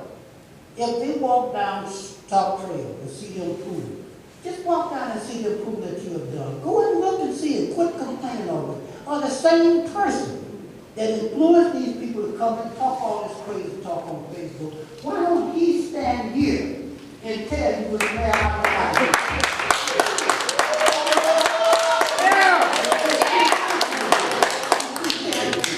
You stand like that and put him up there. You know what? I mean, somebody needs a little puppet to dance, and that's what he uses. That's what he do. And he comes in and says, well, y'all vote and says, oh, I know this and I know that. No, he does not. If he did, go where you pay your taxes that you don't pay on you. Yes. Yeah.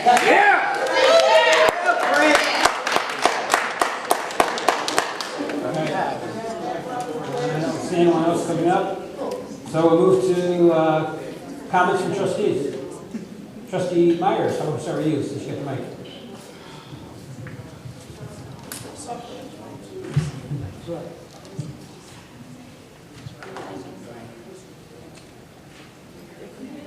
I'm not going to have any comments tonight. I'll take over tonight. I'm down for All right, thank you. Trustee Williams. Trustee Washington. I was thinking about my bag watching. Okay.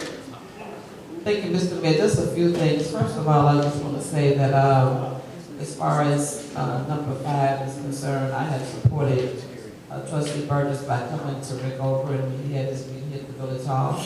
Also, when you, Mayor, had your meeting in the park, I came over on Carroll for the first one that you had over there. I've participated in things that Parks and Recs do with the parade. I'm just a team player. I support people. I don't go to make it be a Open Meetings Act violation. I just go to support, to listen, and to show my face because people have reciprocated that same courtesy to me in my meetings. And I just appreciate them coming to support me, so I go to just show support. But I have a statement that I wanted to make in regard to it not being on the agenda tonight for cost-saving initiatives. I know that usually you put that on the meetings for tonight, cost-saving initiatives. I knew it was going to be a fun meeting. Oh, lots of fun tonight. Nevertheless, one of the cost-saving initiatives I was concerned about, and just wanted to throw out there, I know that we had gotten some documentation that the cleaning service no longer was going to clean the community center. They said it was too dirty, and they sent us pictures saying that they weren't going to clean it up anymore while the youth program was going on with Ms. Denson. So I'm just wondering who is cleaning up the community center? Is it being cleaned, or the cleaning service, since they put it in writing that they were no longer going to clean that particular entity of the village? Did we cut back on how much we pay them since they're not cleaning the community center? And can I have some feedback on that as a cost-saving initiative? Can we keep going? Good. Okay, number 2 is a cost-saving initiative. I know that Levels was closed, and I don't know what's going on with Wise Guys, but I know that we did make,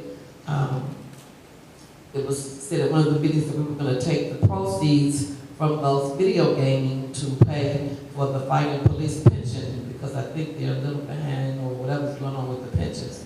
But if we keep closing them, how are we going to get money to pay for the police and the fire pensions? And I think that we should promote those businesses, although personally I'm not a person that consumes alcohol, but if that's one of the revenues that we're using to make sure that our police and fire pensions are being paid, there are enough people out of 10,000 residents in Sauk Village that do consume alcohol or would like to go into those kinds of establishments and play the games, just play the games whether they consume alcohol or not, so that we can ensure we do have a constant flow of money coming in all of the businesses. I did not know that Excellent was closed. I heard about it in the community. I made a phone call to the mayor, I made a phone call to Trustee Burgess, I made a phone call to the clerk. I'm like, Excellent is closed, and then when I drove by, I actually saw altercation going on in the parking lot. I was like, oh my goodness. So we don't have a village manager, and I have expressed that continuously. My final rhetorical statement is, how do we as elected officials get information disseminated to us? Look like we have to depend on the residents. I didn't know the levels was closed, that their license was suspended. I didn't know any of that. I hear it on the street, or I get a phone call from the residents, or I do hear someone say, I'm going to send you something to your phone that I read on Facebook about Sauk Village from other municipalities around us. So I don't know if there is an answer. I don't know if anyone is responsible to let us know what's going on when establishments close like that, but it look like we're just at the back door and totally out of pocket with it, because if we close I know that they commit violations and they have to be closed. But if we can't pay the police and fire pensions, and we decided, well, you made the decision to pay them from the video gaming. Now we have 3 stores that have it: Hometown Hero, Wise Guys, and Levels. But if they're always closed, and if we don't push people to go in there and use them, who's going to be responsible to pay that fire and police pension if we don't get the money? So that concludes all of my statements. Thank you. All right, first of all, Premier Service, I'll follow up, final thing is, the gaming machines, again, that's extra money that was not planned. That's why that money is being used to go in there. When Levels was closed, it's because of violations. They had to go before a hearing. They've had that hearing. So, again, as mayor, my job is number 1, to enforce the ordinances. Number 2 is liquor commissioner, to take any police reports from the police department and make decisions on charges that have to be filed. So there was charges filed, there was a hearing, and again, you're not part of the liquor commissioner, so that's probably why you didn't hear about it. But again, I kind of heard a lot of things tonight, but it kind of concerns me that, do we overlook violations so we can keep businesses open so people can go on their gaming machines? I didn't understand your statement about being able to get the money from the gaming machines, you know. So again, there's reasons that come before the liquor commission, and there's things that they have to follow. And when you're in violation, our job is to enforce the ordinance. So they are open back up again, and the ruling for that was they received a $500 fine, and they are on 6 months probation. So that was the final ruling on that one. So excellent. I heard some rumors and people were calling me wanting to know if Sauk Village closed Excellence down. No, Sauk Village did not close Excellence down. In fact, we tried working very hard with keeping Excellence open. That was a landlord-tenant issue. That had nothing to do with the Village of Sauk Village until, like you said, there was some issues between the landlord and the tenant, and the police department were called. So that's about the only time Sauk Village was involved when the police department ended up getting called, because of the issues that they had between the tenant and landlord. So that's where we're at on there. Again, I don't know too much more about what a village manager would have done. You know, again, it'd be nice to have a village manager. If there's anyone here sitting around this table would like to have a village manager in anyone would be me. But at the same time, you know, I have to look at the budget and what we have coming in and what we can afford. So to get a village manager so the trustees can think they can get more information, that's not money well spent. Now, if we get a village manager and they can pay for themselves, they can bring in more grants, they can provide trustees more information, that is acceptable. But the village doesn't have the money right now to get a village manager, and again, it's something that we're constantly looking at, I'll be honest with you, because, you know, I could use someone. I am working day and night for this village. And do I enjoy it? I do. You know, my wife thinks I'm crazy because I enjoy what I'm doing. I enjoy serving in Sauk Village. I find myself, you know, on conference calls, constantly calling people, you know, meeting with people. You know, we had a meeting last Tuesday night with some residents talking about issues in Sauk Village. You know, I come straight home from work most of the time and come straight here. So if we had a village manager, then there'd be a lot less time that I'm doing stuff. I could pass off stuff to a village manager. They can be making the calls. They can be reaching out. They can be meeting with village residents. But you know, I enjoy doing it. So, but I'll be honest with you, we'll continue looking at the issue of village manager. But it will, if the village gets one, it'd be because the village can afford it or there's funds available for a village manager. And we'll definitely look at what their job description will be and what will consist of. So, all right. Trustee Martin.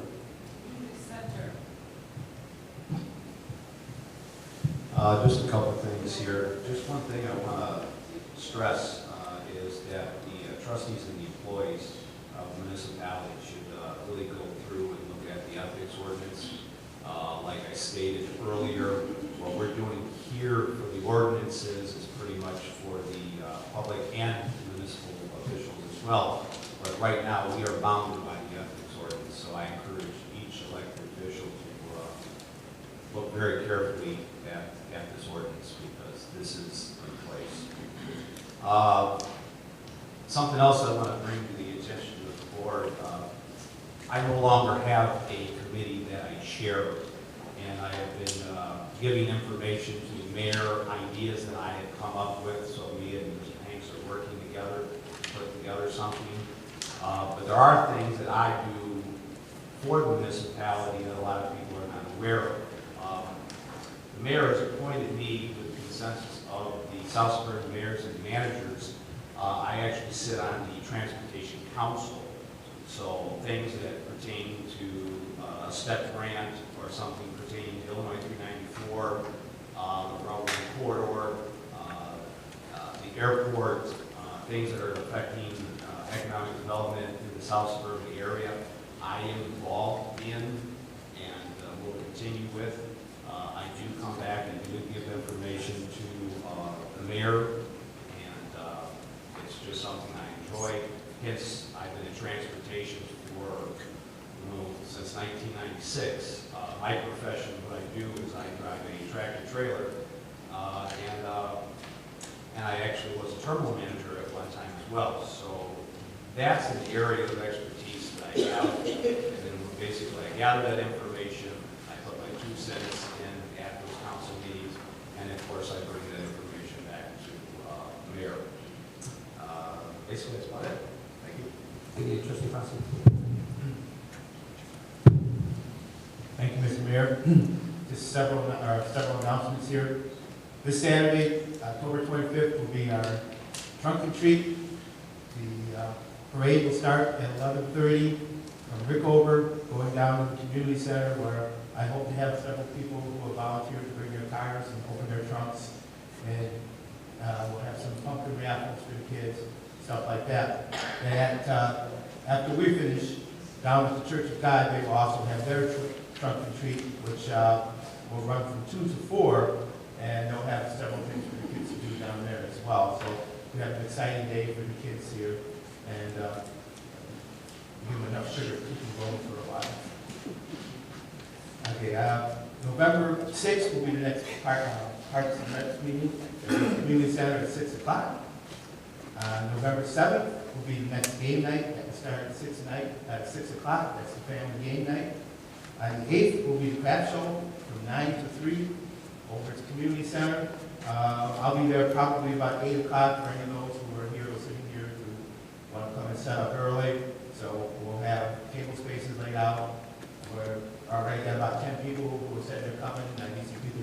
body, so run out, save your money, spend your money, run out, see what they got. I've talked to Santa, and Santa says he will be here on December 6th at 10 o'clock to start our parade throughout town. Santa has guaranteed me he'll be here, so we're all set to go by that. So that is our Hope you're giving them plenty of milk and cookies so you start pulling them up. Trustee Burgess. Thank you. First of all, I'd like to announce this coming Thursday here in the Village Hall from 9 to 1. CETA is hosting, well, I'm hosting for CETA a home energy bill payment assistance program. It is open to the seniors, disabled individuals, and households that have children 6 years and under. It'll be here at 9. I think we're going to open the doors around 8 to give people a chance to come in because they take, as last year, it only takes so many that they can process at a given time. So I'll be here at 8 o'clock, and it's from 9 to 1. It'll be right here. Second, the next thing, Mr. Mayor, I just wanted to know, could I get a copy of that grant that was given, or when we get the paperwork, I'd like to see a copy because I too talked to the state rep when the governor was here, and he told me, and I asked him that specific question that was asked, do we have to pay the loan off? And he told me, no, it has to go for something that's Clean Water Initiative. It didn't have to, it wasn't earmarked to pay the loan off, so I just wanted to get a copy of that. I will follow up with that to find out because when I talked to the state representative, the one that actually helped out getting that, yes, this is what he told me because I asked him about that, and he said it does not have to go to pay the grant, to pay the loan off. It can't go if anything dealing with water, which would probably be our infrastructure. Since there was a lot talked about our town hall meeting in the village at the Rick Over, I just have a couple of things to say, and this is coming from the heart. The people that attend that meeting are our taxpayers and residents. To my knowledge, if there's anybody here that can say any different, I really appreciate if they say it. But I do not talk about upcoming elections. I don't talk about who's running. I talk about village issues, and I talk about people's personal or private problems or things that they have problems with. At one of the meetings, they talked about the police department. I took those concerns and talked to the chief about a lot of that. That's what they're for. There's no way in the world that we're trying to conduct business. They ask questions about business that was already conducted. They give suggestions about things we should and should not do. I've had them out of Village Hall simply because a lot of people felt intimidated being here at Village Hall. They thought that, they're going to be recorded or retaliated against, or someone, if they ask a question, they're going to take their name down and there may be some retaliation. But I did not know that it could be a violation if I had it anywhere else. But what I want to do now, and until I can see a difference, and until someone can tell me or show me anything different, the next town hall meeting will be here at Village Hall. I will let the residents come out, and I'm just letting everyone know now, as far as being posted or whatever, come out and ask your question, come out and give your concerns. I hope that you can feel a little comfortable. You won't be harassed, hopefully you won't be retaliated against. I can't promise that. But this is for the resident. This is what you pay your taxes for. You want answers, and you want people to help solve problems that you may not, or you may not be able to ask, or you may not feel that you've got your answers. So the next town hall meeting, I told the people at the last town hall meeting, I would let them know where the next location would be. The next location is going to be here, and it'll be on the 19th of November, the week before Thanksgiving, right here, same time, 7 to 8:30. Now I'm asking that now. I'm going to get in touch with the clerk and anyone else that I have to do about getting the room. I'm hoping that all of a sudden, I'm not given that opportunity to do that for whatever reason it may be, but I'm putting it on the record now that I would like to have it, because a lot of people come out, and there was a lot of concern about that. And this is what it's for. I know we have a board meeting every Tuesday, but a lot of times people don't feel comfortable asking questions because they've even said that a lot of times that they felt that they couldn't ask questions. A lot of people report things out on the street. They will report it anonymously for a reason. They don't want to be retaliated against. So the next one will be here, then after that we're going to move it out to somewhere else. And I just wanted to, you know, let people know this is your village. This is where you pay taxes, you pay our services, you pay for your services, and you pay for this board to have their meetings. We don't get paid a lot, but what we do get paid comes from taxpayers' dollars. And we should be able to at least give back and discuss. And also, Trustee Passes, I will be there 11:30, you said? That's for the parade. Okay, what time is trunk and treat? Doing over here at our community center, we're just bringing your car. So 11:30 is fine? Okay, thank you. Trustee Ray. Just a couple of comments. I know that we kind of talked about a lot of things tonight. It got to a couple points this evening where I had some 2009 flashbacks. So I'm just asking if we could all kind of just remain calm. Every time there's about to be an election, things like this happen, it's all this going back and forth. It's really, it's not that necessary. I promise you it's not this necessary. Anybody in the audience who's running for the board, good, congratulations. Anybody up here, good, congratulations. Especially the people up here, you know, it is not milk and cookies, it is not peaches and cream, it is people yelling at you and people getting mad at you. And so just know what you're in for. If you're in the audience, seriously, know what you're in for. Because that's what's going to happen. And you know, Trustee Burks, last week you said something when it was presented to you about the letter. And I wanted to say that I didn't tell you that night, but I agree with what you said. For about 10 minutes after the letter, you mumbled. You don't mumble very well. Use your mic. You mumbled. If somebody's reporting me, I must be doing something right. I must be doing something right. And that's a good way to look at it. Because you know what? For almost 10 years, people talk about me, so I must be doing something right. So that I think is what we should do. If people have questions, if people have concerns, let's look at it that way. If we're doing something right, stick with that and go from there. Because this question of whether what's going on and feeling retaliated against and blah, blah, blah, people are telling us that they're doing it because they have questions. Let's just go with that. I don't want this board, in my opinion, I feel like we've been a good board. We've been cohesive. We've had some concerns, we moved over. I really don't want flashbacks. I don't want the, and I'm going to put them on my record, I don't want the Trustee Bensons of the world. I don't want the infighting. I don't want that type of situation.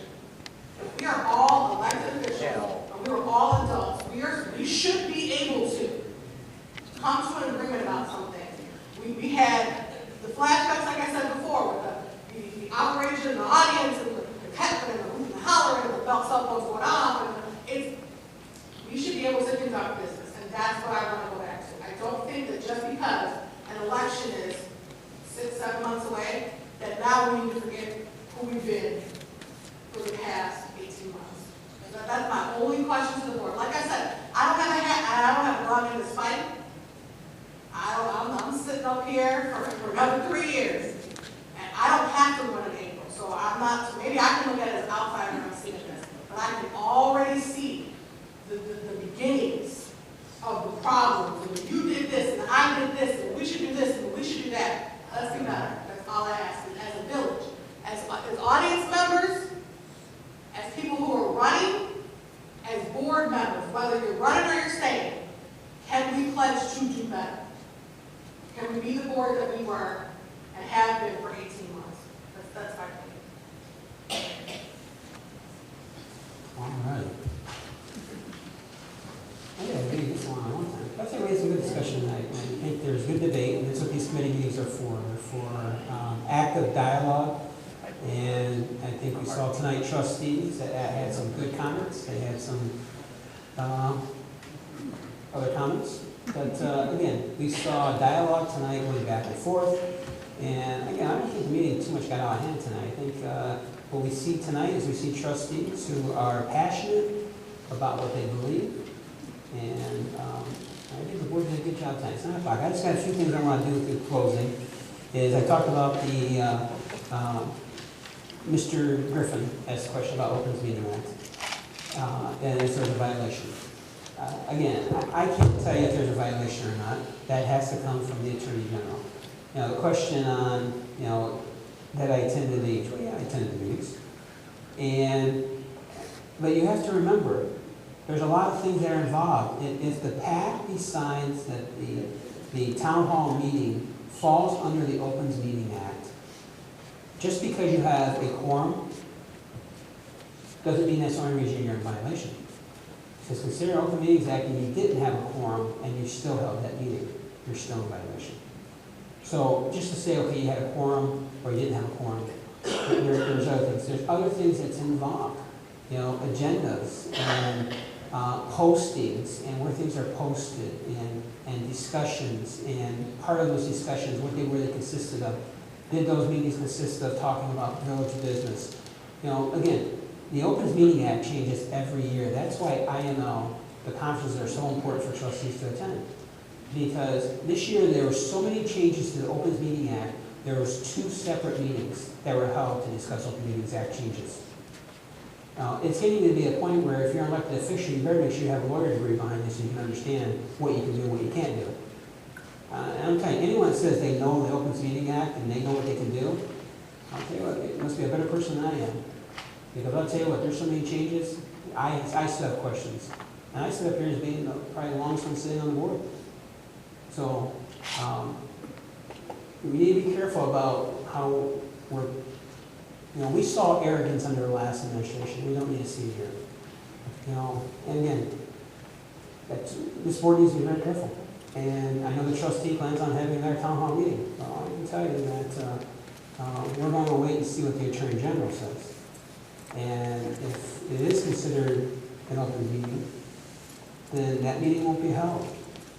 Okay? So, and it's coming from the mayor, I'm telling you right now. If it's not considered an open meeting, I encourage everyone to come out to it the week before Thanksgiving. But, and I made it very clear, we are working with the Attorney General's office, and we will continue to work with the Attorney General's office. We will give them whatever information we have and try to get this worked out. So that when it comes to the Opens Meeting Act, comes to $4.8 million. And our trustee said he talked to a state rep. I tell you what, I encourage you to read the press statement from the IEPA. The IEPA's press statement made very clear what that money is being used for. You don't have to read between the lines. So the IEPA and you were dealing with the governor's office. So the money came from the governor's office, didn't come from the state representative's office. And when they give you money and say this is what you're using that money for, that's what we're going to use it for. If you want to argue with the governor, give him a call. All right? So, again, it gets me about how people want to say we want to use this money for something else. I tell you what, I think we have to be thankful that the governor gave us the $4.8 million. I think this board needs to be thankful that we're not having to pay over $260,000 a year to make a payment back to our bank.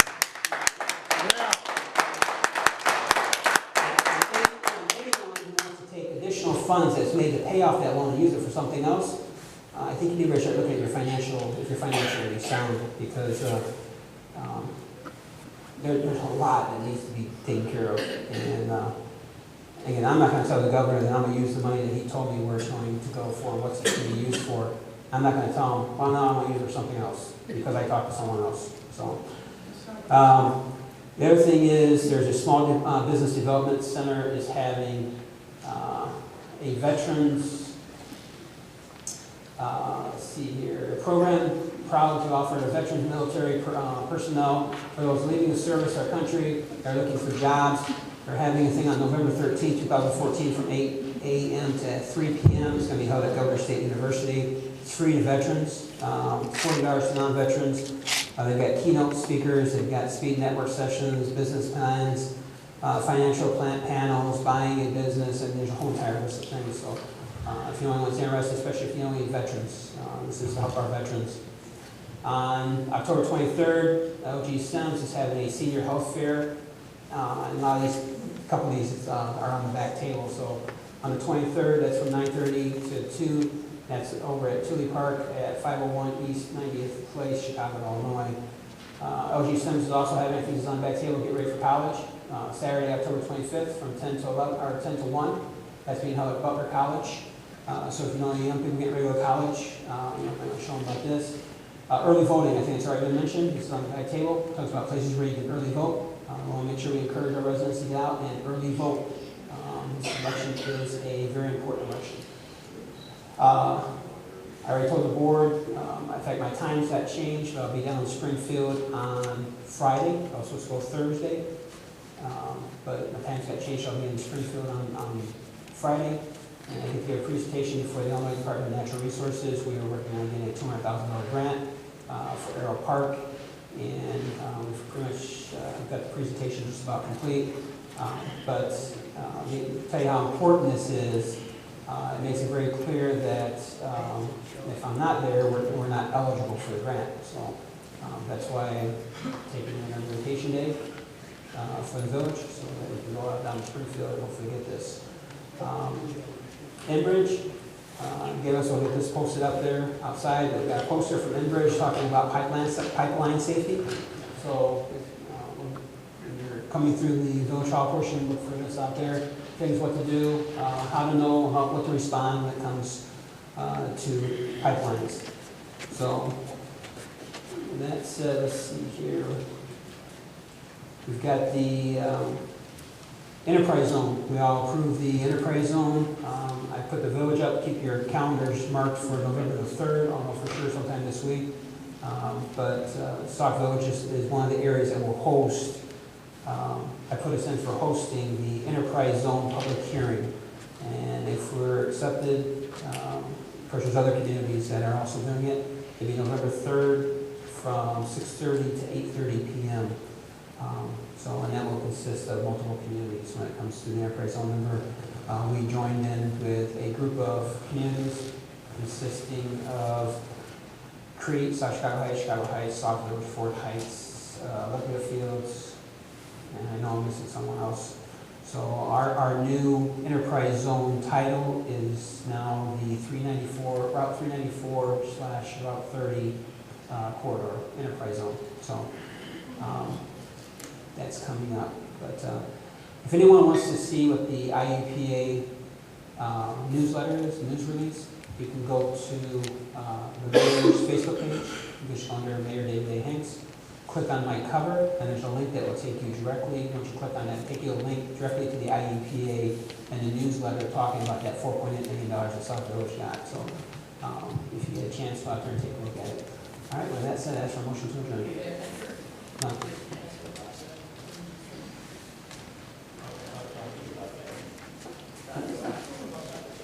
No, I said I didn't know the answer. I said I said that way. That was the first thing I said. Mr. Mayor, do we know if there will be and Boy Scouts of that, is there going to be a Veterans Day celebration of any kind? That will be up to the board. I will not be in town that day. I'll be honest with you. Rose, do you know if there is going to be anything for the Veterans Day celebration like we usually have at the cemetery? Have you heard anything? The Boy Scouts I know the DFW is not in existence. Maybe if you can reach out and see what you can find out. I think we should do something. I just feel better than we'll be out of town that day. All right. With that said, I ask for motion to adjourn. Motion second. All in favor, say aye. Aye. Meeting adjourned.